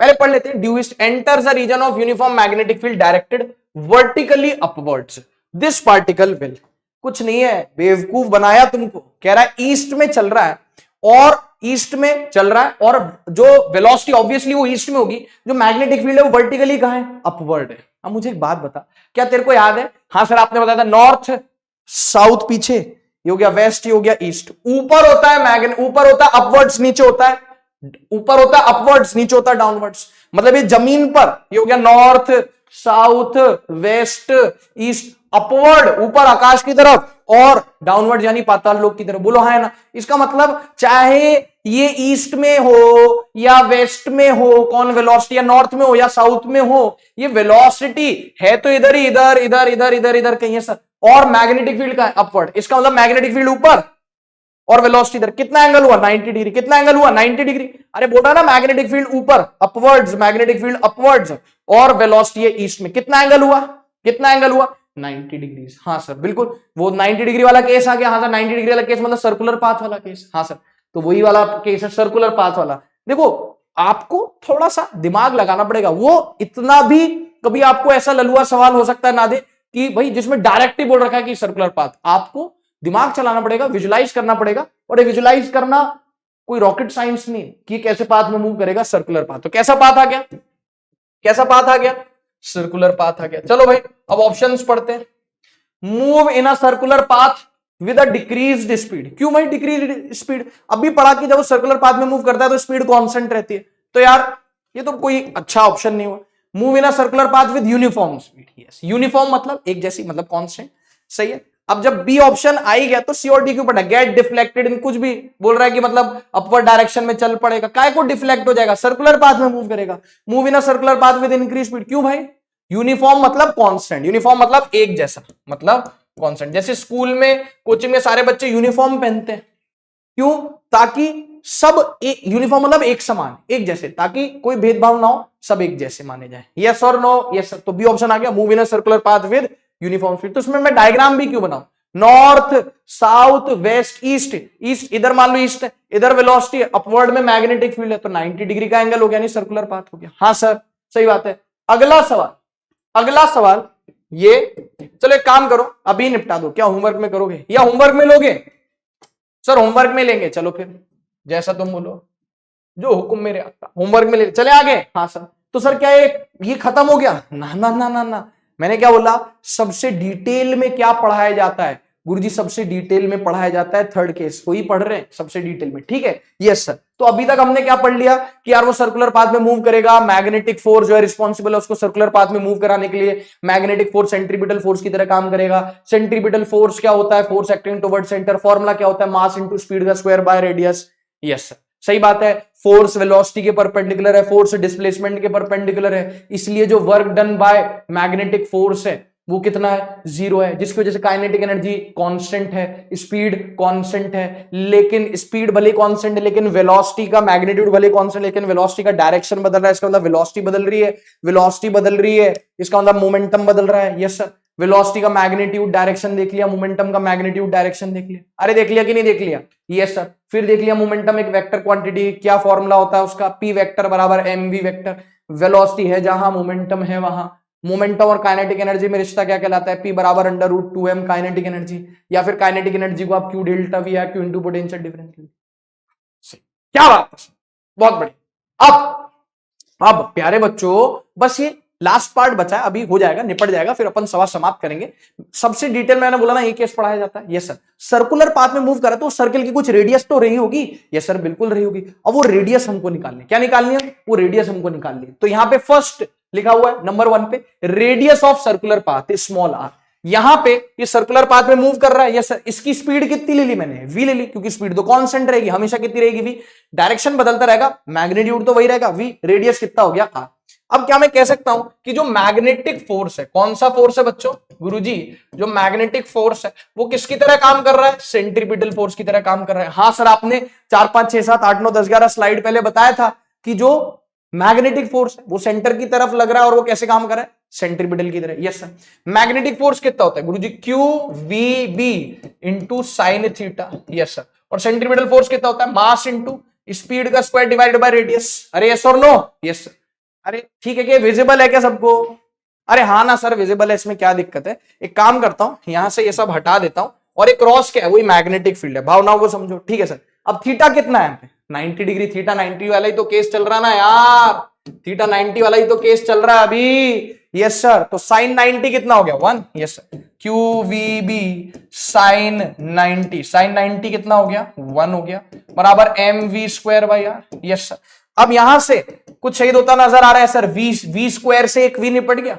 अरे इधर वी है, वी स्क्वायर है, तो एक वी निपट गया। Yes sir. अपना उद्देश्य है क्या निकालना, अपना मकसद यहाँ पे रेडियस आर निकालना। अब यहाँ पे क्या आ गया, देखो ये आ गया क्यू बी बराबर एम वी बाई आर। अब एक काम करो, आर को इधर ले आओ और क्यू बी को नीचे ले आओ। चला जा, आर इधर आ जाएगा। Yes sir. और क्यू बी को हमने बोला चला जा, तो ये हो गया M V divided by Q B. देखो वो आ गया। ये बोर्ड्स के लिए भी लाभदायक है, बोलो thank you. Yes sir thank you.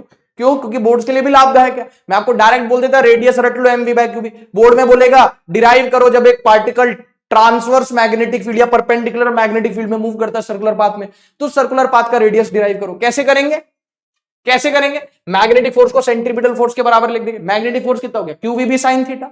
ये कौन सा केस है, थर्ड केस, 90 डिग्री वाला केस। थीटा को साइन 90 लिख दिया, 1 हो गया। सेंट्रीपिटल फोर्स का फॉर्मूला बताया था एमवी स्क्वायर बाय, तो यहां से रेडियस डिराइव कर लिया, कितना आ गया, MV by QB. MV by QB, देख लो बेटा इसको। अरे हाँ या ना? ये सर बिल्कुल सर, देख लिया सर। एमवी मतलब मास इनटू वेलोसिटी। अच्छा, किस किस पे डिपेंड कर रहा है सब देखते अपन, इधर आते। आर बराबर M V by QB. Yes sir. क्या मैं कह सकता हूं रेडियस मास के डायरेक्टली प्रोपोर्शनल है? हाँ सर। कोई अंधा भी टच करके बता देगा। ये जो रेडियस है ये स्पीड के डायरेक्टली प्रोपोर्शनल है? हाँ सर। ये जो रेडियस है ये चार्ज के इनवर्सली प्रोपोर्शनल है? हाँ सर। ये जो रेडियस है ये मैग्नेटिक फील्ड के इनवर्सली प्रोपोर्शनल है? हाँ सर। बरोबर, डन है क्या? Yes sir. अब ये मास इंटू वेलोसिटी, कुछ याद आया? इसकी आवाज कहीं देखेली लगती है एमवी की, और इसका चेहरा कहीं सुनेला लगता है। ये सर एमवी मतलब मास इंटू वेलोसिटी, मोमेंटम हो गया। Yes sir. तो हम इसको ऐसे भी तो लिख सकते हैं, क्यू बाय मतलब पी बाय क्यू बी। कोई शक नहीं सर। सर ये फॉर्मूला याद रखना है हमको, पेपर में डेरिवेशन नहीं काम आएगा, पेपर में डायरेक्ट फॉर्मूला काम आएगा। अभी मैं आपको क्वेश्चंस भी करवाता हूं कि जब कोई चार्ज पार्टिकल मास एम का स्पीड वी से, जो चार्ज पार्टिकल का चार्ज कितना है क्यू, बी मैग्नेटिक फील्ड में मूव करता है, वो सर्कुलर पाथ में मूव करेगा, तो उसका रेडियस कितना हो गया, M V by Q B.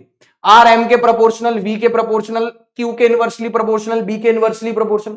M V यानी मोमेंटम, एम वी यानी मोमेंटम, मोमेंटम डिवाइडेड बाय क्या हो गया, Q B. Yes sir. Momentum का फॉर्मूला भी पढ़ाया था आपने गुरुजी, 2m_k। हाँ सर बताया था। मोमेंटम और काइनेटिक एनर्जी में रिश्ता क्या कहलाता है, जी गुरुजी बिल्कुल बताया था, है ना। तो ये हो गया। और गुरुजी आपने काइनेटिक एनर्जी को बताया था, हम लिख सकते हैं चार्ज इंटू पोटेंशियल डिफरेंस, तो आप इसको ऐसे लिख लो।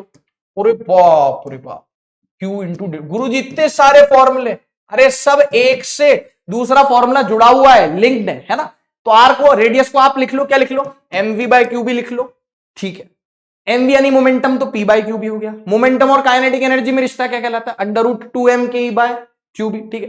काइनेटिक एनर्जी को चार्ज इंटू पोटेंशियल डिफरेंस लिख लो। ठीक है। अब पक्की बात है आपके दिमाग में दो चीजें आ रही होंगी कि हम ये याद कैसे रखेंगे, पहला, और दूसरा कि हमें कब पता चलेगा, कैसे पता चलेगा कि कब कौन सा फॉर्मूला लगाना है, क्योंकि 4 फॉर्मूले हो गए, 1 2 3 4। बिल्कुल।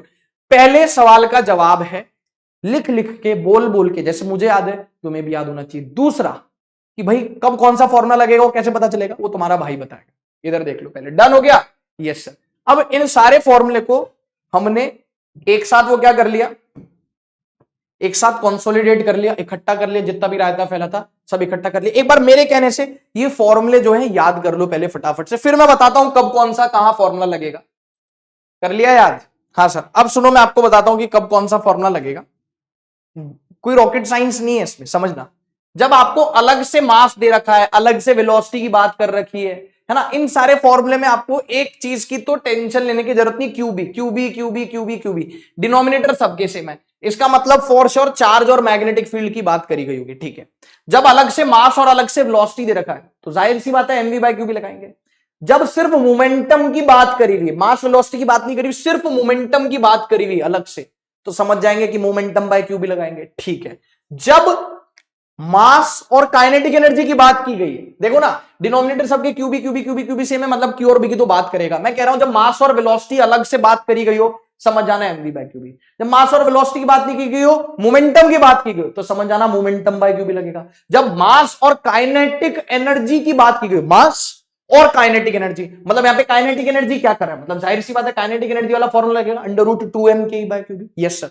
जब चार्ज क्यू, मास और चार्ज क्यू तो खैर दे रखा है, यहां भी चार्ज है यहां भी चार्ज है, जब मास और पोटेंशियल डिफरेंस की बात की गई, किसकी, मास और पोटेंशियल डिफरेंस की बात की गई, मास की और पोटेंशियल डिफरेंस की बात की गई, मतलब ये वाला फॉर्मूला लगेगा। तो अपने दिमाग में क्लैरिटी होनी चाहिए, आर बराबर एमवी बाय क्यूबी, आर बराबर पी बाय क्यूबी, आर बराबर √2m बाय क्यूबी, आर बराबर √2m Q delta V by Q B. जैसे मुझे याद है तुम्हें भी याद होना चाहिए, अभी फील आई कि नहीं है, बहुत सिंपल है। जो चीज दी गई है रिवर्स इंजीनियरिंग का, जो चीज दी गई, जैसे मास और काइनेटिक एनर्जी दिया, तो बोलो कि यार ऐसा कौन सा साला रेडियस का फॉर्मूला था जिसमें मास और काइनेटिक एनर्जी आता है, लिखवाया था √2m बाय क्यूबी। मास और पोटेंशियल डिफरेंस की बात की गई, तो सोचो ऐसा साला कौन सा फॉर्मूला था जिसमें मास और पोटेंशियल डिफरेंस की बात की गई, तो √2m Q into potential difference by Q B. समझ गए? Yes sir. अब एक सवाल तुम सॉल्व करोगे, तैयार है मेरे जवान, तैयार है? यस सर बिल्कुल। देखो ये 1991 का सवाल है, बहुत ही ज्यादा पुराना सवाल है। ये सवाल आपसे और मुझसे कई ज्यादा पुराना है, ठीक है। तो देखते हैं ये सवाल, हो सकता है कि हम बिना कलम चलाए ही सॉल्व करें। मैं साइड हट रहा हूं, स्क्रीन को पॉज कर लो। जी हाँ, स्क्रीन को पॉज कर लो, कर लोगे, मुझे पता है तुम कर लोगे आराम से, ठीक है। क्या कह रहा है, देखो स्क्रीन पॉज कर लो, साइड में हट गया। हम इसको बिना कलम चलाए सॉल्व करें। क्या बोल रहा है, बोल रहा है uniform magnetic field acts right angle to the direction of motion. Motion यानी वेलोसिटी, मोशन यानी वेलोसिटी, वेलोसिटी और मैग्नेटिक फील्ड राइट एंगल मतलब 90 डिग्री, मतलब ये शॉर्ट सर्कुलर पाथ का केस है। शॉर्ट किसका केस है, खुद ही चिल्ला चिल्ला के स्कीम बता दी उसने भाई ने, सर्कुलर पाथ का केस है। आगे बढ़ो, सर्कुलर पाथ का केस है, तो कह रहा है as a result the electron moves in a circular path. सही बात है, ओ सर गुरुजी यहीं पे तो दे ही रखा है सर्कुलर पाथ, हाँ ठीक है, ऑफ रेडियस 2 सेंटीमीटर। वो सर्कुलर पाथ में मूव कर रहा है कितनी रेडियस की, 2 centimetre. If the speed of electron is doubled then the radius of the circular path will be. यार मतलब यार बेटर एक्सपेक्ट किए थे हम आपसे, नीट के सन की बुड्ढे से हम बेटर एक्सपेक्ट किए थे, लेकिन इतना सड़ा सवाल देके नीट के सन की बुड्ढे ने अपनी औकात दिखा दी। बिना कलम चलाए, कलम जो है जेब में रख लीजिए, और अब इसको हम सॉल्व करेंगे। हमें पता है रेडियस का फॉर्मूला होता है एम वी बाय क्यूबी। यहां पे मास चेंज नहीं किया, चार्ज चेंज नहीं किया, मैग्नेटिक फील्ड चेंज नहीं किया। क्या फॉर्म में जानते हैं, क्या फॉर्म में जानते हैं कि रेडियस किसके डायरेक्टली प्रोपोर्शन होता है, वी के यानी स्पीड के। यस सर, डायरेक्टली प्रोपोर्शन, मतलब स्पीड जैसे जैसे बढ़ेगा वैसे वैसे रेडियस बढ़ेगा। बोल रहा है स्पीड डबल कर दी, स्पीड डबल कर दी तो रेडियस भी डबल हो गई। हमें पता है ना R is directly proportional to V, अभी देखा था कि नहीं देखा था 2 स्लाइड पहले। हाँ sir, R is directly proportional to V, मतलब वी डबल कर दिया तो आर भी डबल हो जाएगा, वी ट्रिपल कर दिया तो आर भी ट्रिपल हो जाएगा, वी हाफ कर दिया तो आर भी हाफ हो जाएगा, वी 1/4 कर दिया तो आर भी 1/4 हो जाएगा। अब यहां पे उसने बोला है कि भैया, हे भैया स्पीड को डबल कर दिया, स्पीड डबल कर दिया, स्पीड डबल कर दिया, यानी रेडियस भी डबल हो गया। यानी कि रेडियस पहले कितना था 2, अब 2 का डबल कितना हो गया 4। क्या बात है सर, क्या बात है सर, ये बात है सर, डन हो गया। हाँ सर 4 सेंटीमीटर, कितना इजी है ना। हाँ सर, क्यों, क्योंकि R is directly proportional to V, तो अगर वी को डबल कर दिया 2v कर दिया तो रेडियस भी कितना हो जाएगा 2r हो जाएगा। हाँ सर बिल्कुल सही बात, कितना घटिया सवाल था भाई। यस सर, और एक्सपेक्ट भी क्या कर सकते हैं हम नीट के सन की बुड्ढे से। अगला सवाल, अगला सवाल, ये आप सवाल पढ़ो, है ना, ये आप कर लोगे, आराम से कर लोगे। देखो एक बार, मैं मतलब साइड हट रहा हूं, आप स्क्रीन को पॉज करो और देखो, पढ़ो एक बार। हाँ भाई पढ़ लिया, अब सुनो मेरी बात। अब यहां पे पूछा क्या है, ऑर्बिटल रेडियस वही पूछा है ना। बोल रहा है 10 इलेक्ट्रॉन वोल्ट इलेक्ट्रॉन। अब इसका क्या मतलब है, मैं आपको इलेक्ट्रॉन वोल्ट ऑलरेडी बता चुका हूं, याद करो कहां पे। हाँ गुरुजी इलेक्ट्रोस्टैटिक्स में बता चुके हो। पूछा क्या, orbital radius in a plane at right angle to uniform field, मतलब पक्की बात है, थर्ड केस है, सर्कुलर पाथ वाला केस है। खुद ही ने चिल्ला चिल्ला के स्कीम बता दी सबको, क्या बोलती है public. Yes, at magnetic induction, magnetic induction मतलब वही मैग्नेटिक फील्ड, तो बी की वैल्यू दे रखी है टेस्ला बोलो, वेबर पर मीटर स्क्वायर बोलो, ठीक है, बोल रहा है ना। 1 गॉस, गॉस से मुझे लेना देना नहीं, यहाँ पे आपको टेस्ला में दे रखा है। The orbital radius of the electron, सबसे पहले यहां पे हमारी नजर गई 10 इलेक्ट्रॉन वोल्ट इलेक्ट्रॉन। अब ये 10 इलेक्ट्रॉन वोल्ट क्या, ये इसकी एनर्जी दे रखी है। 10 इलेक्ट्रॉन वोल्ट क्या पता आपको, ये मैंने आपको पहले भी बताया था कि जब आप एक इलेक्ट्रॉन को 1 वोल्ट का पोटेंशियल डिफरेंस देते हो तो उसकी काइनेटिक एनर्जी हो जाती है 1 इलेक्ट्रॉन वोल्ट। समझना, जब आप किसी एक इलेक्ट्रॉन को 1 वोल्ट की एनर्जी देते हो तो उसकी एनर्जी हो जाती है 1 इलेक्ट्रॉन वोल्ट। 10 eV मतलब एक इलेक्ट्रॉन को 10 वोल्ट की एनर्जी दे, 10 वोल्ट का पोटेंशियल डिफरेंस दे दिया। जब आप किसी इलेक्ट्रॉन को 1 वोल्ट का पोटेंशियल डिफरेंस देते हो तो उसकी एनर्जी हो जाती है 1 इलेक्ट्रॉन वोल्ट। 10 eV मतलब एक इलेक्ट्रॉन को 10 वोल्ट का पोटेंशियल डिफरेंस दे दिया तो वो उसकी एनर्जी होगी 10 eV। समझ में आगे बात, ये एनर्जी है, कौन सी एनर्जी, काइनेटिक एनर्जी। कौन सी एनर्जी, जी हाँ, बस बच्चा यही फंसता है, तो पता होना चाहिए। वैसे मैं बता चुका हूं इलेक्ट्रोस्टैटिक में, फिर से बता रहा हूं कि कौन सी एनर्जी प्यारे बच्चों, काइनेटिक एनर्जी। और गुरुजी काइनेटिक एनर्जी तो जूल में होती है, तो ईवी में, तो मैंने आपको इनके बीच का रिश्ता भी बता रखा है। क्या, 1 eV बराबर 1.6 इंटू 10 की पावर -19 जूल। क्या याद है क्या, यस सर बिल्कुल याद है। 1 electron volt equals to 1.6 into 10 की पावर -19 जूल। बोलो डन, यस सर। अब हमें कैसे पता चलेगा कि हमें कौन सा फॉर्मूला लगाना है। क्या यहाँ पे वेलोसिटी दी है, नहीं दी, तो मतलब mv वाला नहीं लगेगा। क्या मोमेंटम दिया है, नहीं दिया, तो यहाँ पे मोमेंटम वाला भी नहीं लगेगा। क्या यहाँ पे काइनेटिक एनर्जी दी है, हाँ ये दे रखी ना 10 इलेक्ट्रॉन वोल्ट, जिसको हम कन्वर्ट कर लेंगे जूल में, तो यहाँ पे काइनेटिक एनर्जी वाला फॉर्मूला लगेगा। कौन सा फॉर्मूला लगेगा, काइनेटिक एनर्जी वाला फॉर्मूला। बोलो समझ में आ रही बात, यस सर। तो रेडियस बराबर √2m into kinetic energy divided by QB। बोलो ठीक है सर, ओके। तो अब यहां पे सारी वैल्यूज पुट करें, ये तो फॉर्मूला लगेगा। मास पता है, इलेक्ट्रॉन का चार्ज पता है, काइनेटिक एनर्जी पता है, मैग्नेटिक फील्ड पता है। हाँ थोड़ी सी जद्दोजहद तो होगी। 2 इंटू, है ना, 2 इंटू 9.1 इंटू 10 की पावर -31, ये हो गया मास इसका। दिख रहा है कि नहीं, विजिबल है सबको, हाँ गुरुजी बिल्कुल विजिबल है, ठीक है। तो 2 इंटू 9.1 इंटू 10 की पावर -31। अब यहाँ पे काइनेटिक एनर्जी कितनी दी है, 10 इलेक्ट्रॉन वोल्ट। लेकिन समझो एक इलेक्ट्रॉन वोल्ट में 1.6 इंटू 10 की पावर -19 जूल होते हैं। तो 10 इलेक्ट्रॉन वोल्ट में वैसे हुए ना, एक टॉफी अगर 5 रुपए की तो 10 टॉफी कितनी, 50 रुपए की। एक टॉफी 5 रुपीज की तो 10 टॉफी कितनी हुई, 10 इंटू 5। वैसे एक इलेक्ट्रॉन वोल्ट में इतने जूल, तो 10 इलेक्ट्रॉन वोल्ट में कितने जूल हो जाएंगे, 10 इंटू 1.6 इंटू 10 की पावर -19। Yes sir. तो बस काइनेटिक एनर्जी आपने लिख दी किसमें, जूल्स में। 10 इंटू 1.6 इंटू 10 की पावर -19, ठीक है, divided by charge of electron 1.6 into 10 की पावर -19 इंटू मैग्नेटिक फील्ड कितनी दी थी बेटा, 10 की पावर -4। पहले होता है, समझ में आया। काइनेटिक एनर्जी कितनी, 10 eV, लेकिन eV जो है वो ऐसा यूनिट नहीं है एनर्जी का, वो है जूल्स। तो 1 eV में हुए 1.6 इंटू 10 की पावर -19 जूल। तो 10 eV में कितने हुए, 10 इंटू 1.6 इंटू 10 की पावर -19। ये हुआ पूरा, है ना। अब मेरी आपसे गुजारिश है कि आप प्लीज इस को खुद से एक बार सॉल्व करके देखें घर पे। जब आप इसको सॉल्व करेंगे ना तो आपके पास आएगा आंसर 10.6 इंटू 10 की पावर -2। क्या आएगा आंसर, लगभग आएगा, अप्रोक्सीमेटली आएगा 10.6 इंटू 10 की पावर -2, क्योंकि रेडियस है तो ऑब्वियसली मीटर में आएगा। किस में आएगा, मीटर में। कितना, 10.6 इंटू 10 की पावर -2 मीटर, ठीक है। अब ऑप्शन चेक करते कि यार ऑप्शन तो सारा सेंटीमीटर में सारा का सारा, यस। तो हम इसको ऐसे बोल सकते हैं क्या, 10.6 इंटू 10 की पावर -2। बेटा जब सेंटीमीटर को मीटर में कन्वर्ट करते तो 100 से डिवाइड करते, लेकिन जब मीटर को सेंटीमीटर में कन्वर्ट करते तो 100 से मल्टीप्लाई करते। तो यहां पे मैंने मल्टीप्लाई, अरे यार प्लीज एक बार सॉल्व करके देखना, आ जाएगा। वैसे नीट में यूजुअली आप मान के चलो कि कैलकुलेशन ऐसे आते हैं कि कट जाता है। क्या कट जाता है, वैल्यूज कट जाती है, ठीक है क्या, यस सर, है ना। वैल्यूज क्या हो जाती है, कट जाती है सारी की सारी।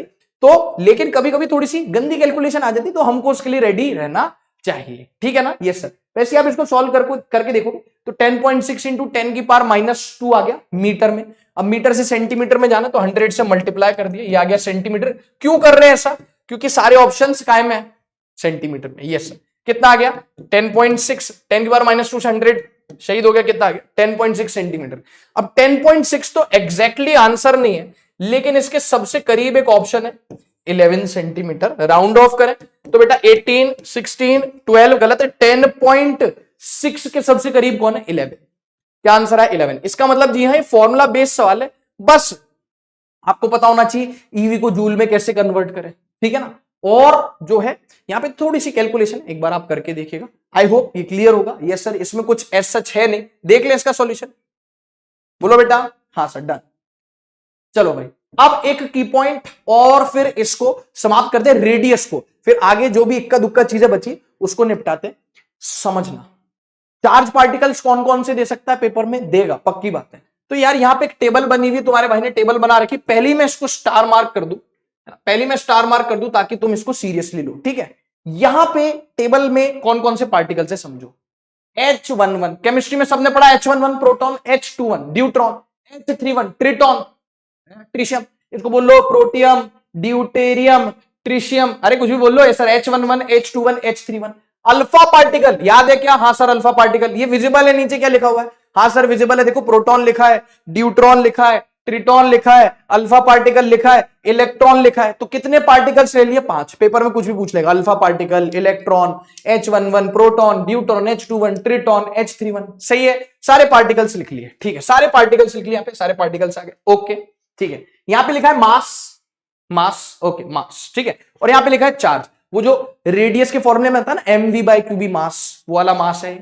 चार्ज आता ना क्यों, वो वाला चार्ज है, ठीक है। तो अब बेटर होगा कि सारे वैल्यूज हमारे दिमाग में फीड रहा है, पेपर में हम ये निकाले कि इसका मास कितना है, इसका चार्ज कितना है, ना ही पेपर में हम इनकी एग्जैक्ट वैल्यूज लिखे। कभी कभी रेशियो वगैरह के केसेस में ये एम और क्यू डायरेक्ट कट जाता है, ठीक है। तो आपको पता होना चाहिए बेटा, यहां पे सबसे इंपॉर्टेंट चीज है m इक्वल्स टू एमपी। इसका क्या मतलब है m equals to MP? m equals to MP का मतलब है कि यहां पे हम प्रोटॉन के मास को कितना मान रहे हैं, m मान रहे हैं। mp मतलब मास ऑफ प्रोटॉन, mp मतलब मास ऑफ प्रोटॉन, जिसको मैं कितना ले रहा हूं, रेफरेंस मान के मैं उसको m मान रहा हूं, समझना। mp बराबर m मतलब मैं प्रोटॉन का जो मास होता है कितना, 1.67 अप्रोक्सीमेटली इंटू 10 की पावर -27 kg, उसको मैं कितना बोल रहा हूं, यहां पे जो m लिखा हुआ है, m का मतलब क्या होगा, मास ऑफ प्रोटॉन, ठीक है।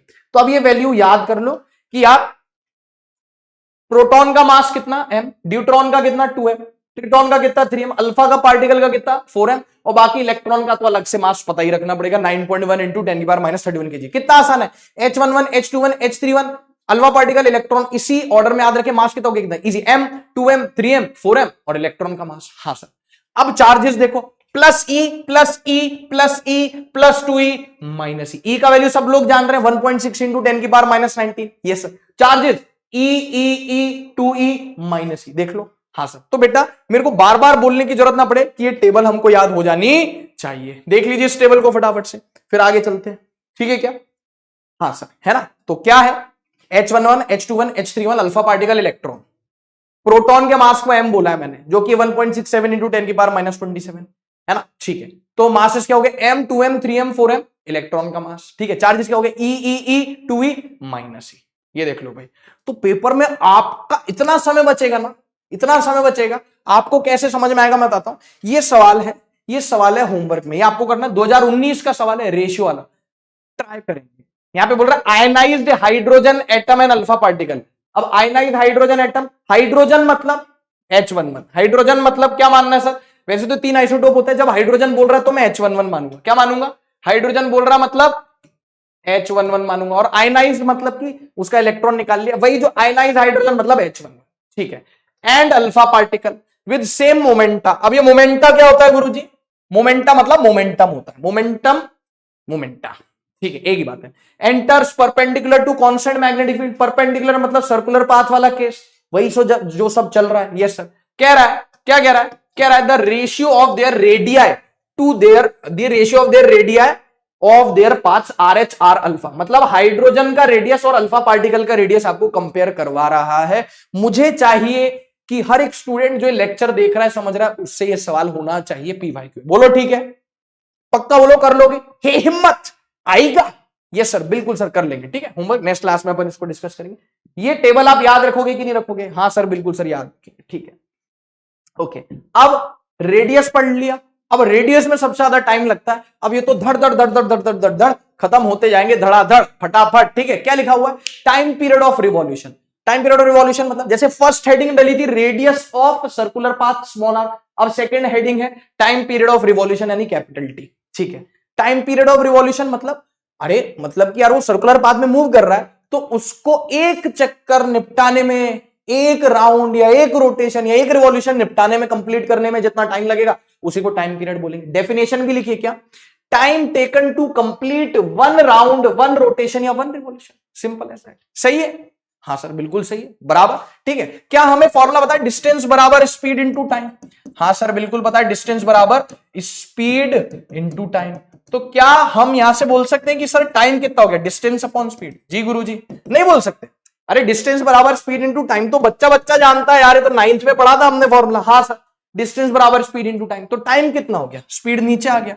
यस सर, तो हो गया डिस्टेंस, है ना, टाइम कितना हो गया? डिस्टेंस अपॉन स्पीड, स्पीड नीचे आ गया। यस सर ठीक है। सर एक बात बताओ, जब एक पूरा चक्कर कंप्लीट कर लेगा, जब एक पूरा चक्कर कंप्लीट कर लेगा तो डिस्टेंस कितना चल लेगा? Circumference 2πr। बेटा सरकमफ्रेंस के बराबर एक चक्कर की लेंथ कितनी होती है? 2πr। यस सर, तो कितना हो गया? 2πr यानी रेडियस डिवाइडेड बाय स्पीड कितना हो गया? हाँ बराबर, बराबर। अरे डिस्टेंस कितना हो गया एक चक्कर का? सरकमफ्रेंस 2πr, स्पीड कितना हो गया? v हो गया। रेडियस का फॉर्मूला पुट कर दो, 2π, ये नीचे v आ गया। रेडियस का फॉर्मूला कितना पुट कर दिया? mv/qb। अरे बोलते ही नहीं है यार, सीधे बैठ जाओ, एक तो आलस फैलाने लगते हैं, तुरंत फोन चलाने लगते हैं। इधर देख लो भाई थोड़ा सा, रेडियस कितना हो गया? mv/qb हो गया, बराबर है सर। रेडियस क्या हो गया? mv/qb हो गया। हाँ, फॉर्मूला पुट कर दिया, v से v शहीद हो गया। हाँ सर, कितना फॉर्मूला आ गया? टाइम का। अरे बाप रे बाप, अरे बारे रे, टाइम का फॉर्मूला कितना आ गया? 2πm/qb। जी गुरुजी 2πm/qb बराबर। ठीक है सर, 2πm/qb। तो कैसे रे फॉर्मूला याद रखना है? नहीं, डिराइव कर ले पेपर में। ऑब्वियस सी बात है ना यार बेटा, पेपर में थोड़ी ना तो ये सब डिराइव करेगा। ये तो बोर्ड्स के लिए भी लाभदायक है, इसलिए डेरिवेशन बता रहा हूं। नहीं तो एक स्लाइड पे सारे की पॉइंट लिख देता, ये रेडियस mv/qb, ये टाइम पीरियड, ये फ्रीक्वेंसी, फलाना ढिमकाना याद कर ले। बोर्ड्स के लिए भी लाभदायक है। Yes sir, t = 2πm/qb। अब सबसे इंपॉर्टेंट बात, क्या तेरे को यहां पे कहीं रेडियस दिख रहा है? किस किस के प्रपोजल? मास के, चार्ज के, मैग्नेटिक फील्ड। मास, चार्ज, मैग्नेटिक फील्ड। अब सबसे इंपॉर्टेंट बात, क्या आपको यहां पे कहीं रेडियस दिख रहा है? नहीं, नामो निशान, यहां तो रेडियस का नामो निशान ही नहीं है। नहीं है। वेलोसिटी दिख रहा है? नहीं दिख रहा वेलोसिटी, यहां तो वेलोसिटी का नामो निशान ही नहीं। इसका मतलब क्या मैं कह सकता हूं कि अगर यहां पे रेडियस और वेलोसिटी नहीं है, इसका मतलब सबसे इंपॉर्टेंट बात, सबसे इंपॉर्टेंट बात, time period is independent of, time period is independent of. Independent मतलब स्वतंत्र है। किसके स्वतंत्र है? गुरुजी नहीं, यहां पे वेलोसिटी, वेलोसिटी पे डिपेंड नहीं करता, रेडियस पे डिपेंड नहीं करता। Is independent of radius and velocity. Please please please ये याद रखें, ठीक है क्या? हाँ सर ठीक है, देख लो इसको, बहुत इंपॉर्टेंट है, इसको हल्के मत लेना।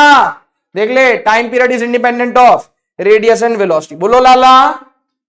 यस सर ठीक है। 2πm/qb याद रखेंगे? बिल्कुल याद रखेंगे।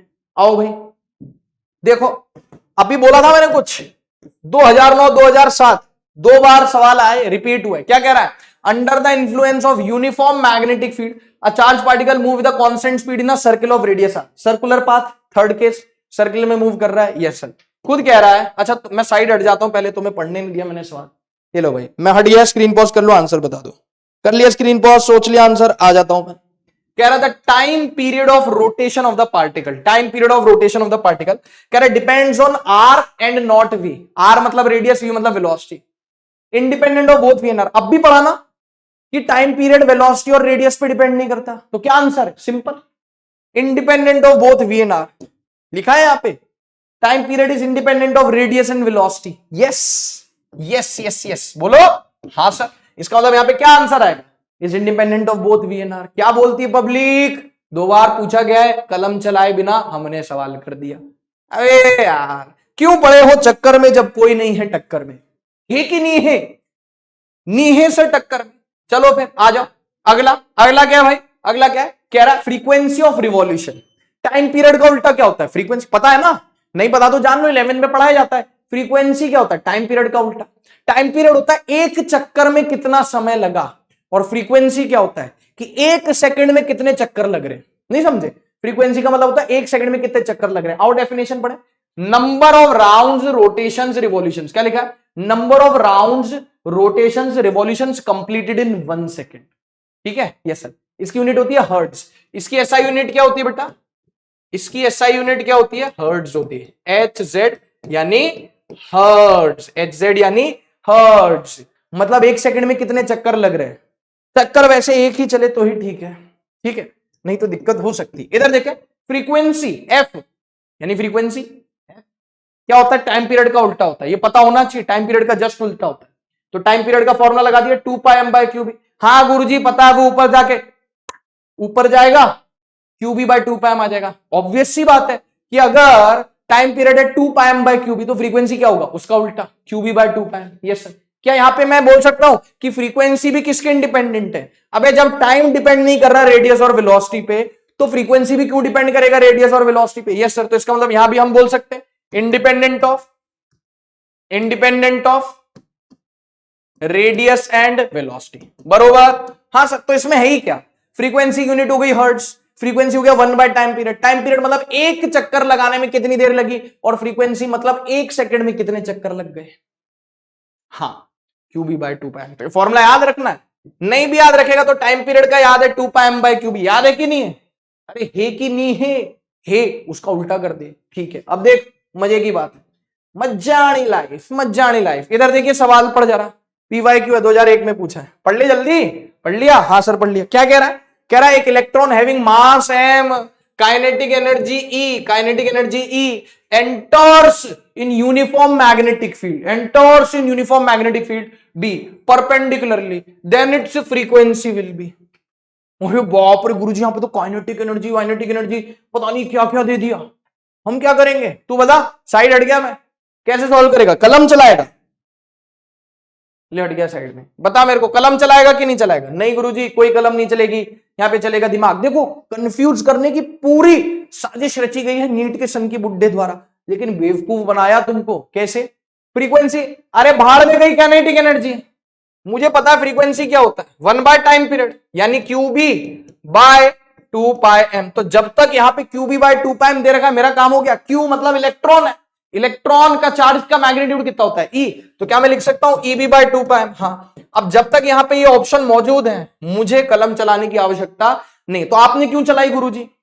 वाह बेटा बहुत बढ़िया, तेरे को लिख के दिखाने के लिए कलम चलाई। पेपर में मैं तुम्हारी जगह होता तो थोड़ा ही कलम चलाता। 2 pi M by Q time period, frequency हो गया Q B by 2 pi M. Q मतलब चार्ज मतलब ई, तो ये क्या हो गया E B by 2 pi M. ढूंढो ऑप्शन, कहां गया उसे ढूंढो, ये रहा ना E B by 2 pi M. तो मैं क्यों भाई काइनेटिक एनर्जी वगैरह लगाऊं, आगे answer E B by 2 pi M. हाँ सर। तो मतलब क्या सर इसने काइनेटिक एनर्जी बेवकूफ बनाने के लिए दी? तो और क्या, ये देख ले, इसको देख ले भाई, इजी है। हाँ सर इजी है। चलो फिर आगे क्या कह रहा है, लास्ट, उसके बाद ये वाला केस क्या हो जाएगा, खत्म हो जाएगा। ये केस क्या हो जाएगा, खत्म हो जाएगा, ठीक है। और लेक्चर भी फिर अपन क्या करेंगे, वाइंड अप कर देंगे, है ना, ठीक है। Angular frequency, radius M V by Q B, time period T 2 pi M by Q B, frequency F Q B by 2 pi M. Angular frequency ऐसे पूछता नहीं, पर याद रख लो 11th में बताया जाता है ये फॉर्मूला, 11th क्लास में बताया जाता है ये फॉर्मूला, एंगुलर फ्रीक्वेंसी ओमेगा। अच्छा, फ्रीक्वेंसी और एंगुलर फ्रीक्वेंसी में रिश्ता क्या कहलाता है, एफ हो गया फ्रीक्वेंसी, ओमेगा हो गया एंगुलर फ्रीक्वेंसी। फ्रीक्वेंसी का यूनिट होता है हर्ट्ज। पेपर में जब फ्रीक्वेंसी बोलेगा तो हम कौन सी फ्रीक्वेंसी माने, सिंपल फ्रीक्वेंसी। एंगुलर फ्रीक्वेंसी के लिए खुद से बोलेगा एंगुलर फ्रीक्वेंसी, ठीक है ना। Yes sir. तो भाई ओमेगा बराबर 2 पाई, ओमेगा से प्रेजेंट करते हैं, यूनिट क्या हो गया, रेडियन पर सेकेंड, है ना, रेडियन पर सेकेंड। क्या हो गया, रेडियन पर सेकेंड। ओमेगा बराबर 2 पाई, ठीक है सर। तो सर क्या हो गया यहाँ पे, ओमेगा का वैल्यू बताओ। सर ओमेगा हो गया 2 पाई, एफ का वैल्यू कितना आया, Q B by 2 pi M. हाँ गुरु जी, Q B by 2 pi M. क्या आया, क्यू बी बाय, अरे फ्रीक्वेंसी का फॉर्मूला लग दिया ना, क्यू बी बाय 2 पाई, 2 पाई से 2 पाई शहीद हो गया, ओमेगा यानी एंगुलर फ्रीक्वेंसी कितना हो गया, क्यू बी बाय एम। तो अगर ये पता रहेगा तो सही रहेगा, है ना, फायदे में रहोगे बेटा, ये पता होना चाहिए। Q B by M, angular frequency omega, radian per second होता है। एंगुलर फ्रीक्वेंसी और फ्रीक्वेंसी में रिश्ता क्या कहलाता है, ओमेगा है एंगुलर फ्रीक्वेंसी, एफ है सिंपल फ्रीक्वेंसी। सिंपल फ्रीक्वेंसी का फॉर्मूला पुट किया, ओमेगा आ गया क्यू बी बाय एम। देख लो भाई, याद कर लो इसको, बोलो हाँ या ना। तो इसी के साथ यार आज का लेक्चर हो गया ऑलमोस्ट 2 घंटे का, इसको समाप्त करते हैं, ठीक है। और मिलते हैं नेक्स्ट लेक्चर में। देख रहा है विनोद कैसे एक पीपीटी में 2 लेक्चर निपटा दिए, है ना, सही बात है। तो यार अब finally force on a charge particle moving inside magnetic field खत्म, है ना, सही बात है। Motion of charge particle inside magnetic field खत्म हो गया, सही बात है। Yes sir. हाँ, नेक्स्ट क्लास में ये जो अभी पढ़ा है इसके बेसिस पे कुछ और अपन सवाल करेंगे, सवालात करेंगे, फिर अपन आगे चलेंगे, है ना। 6 लेक्चर हो गए, 8 लेक्चर में अपन इस चैप्टर को डोंट वरी फाइंड अप कर देंगे, ठीक है क्या। ये सब तो आज का लेक्चर आशा करता हूं कि बेटा बढ़िया से समझ में आया होगा। तो तब तक स्वस्थ रहें, व्यस्त रहें और मस्त रहें, ठीक है बेटा। Thank you.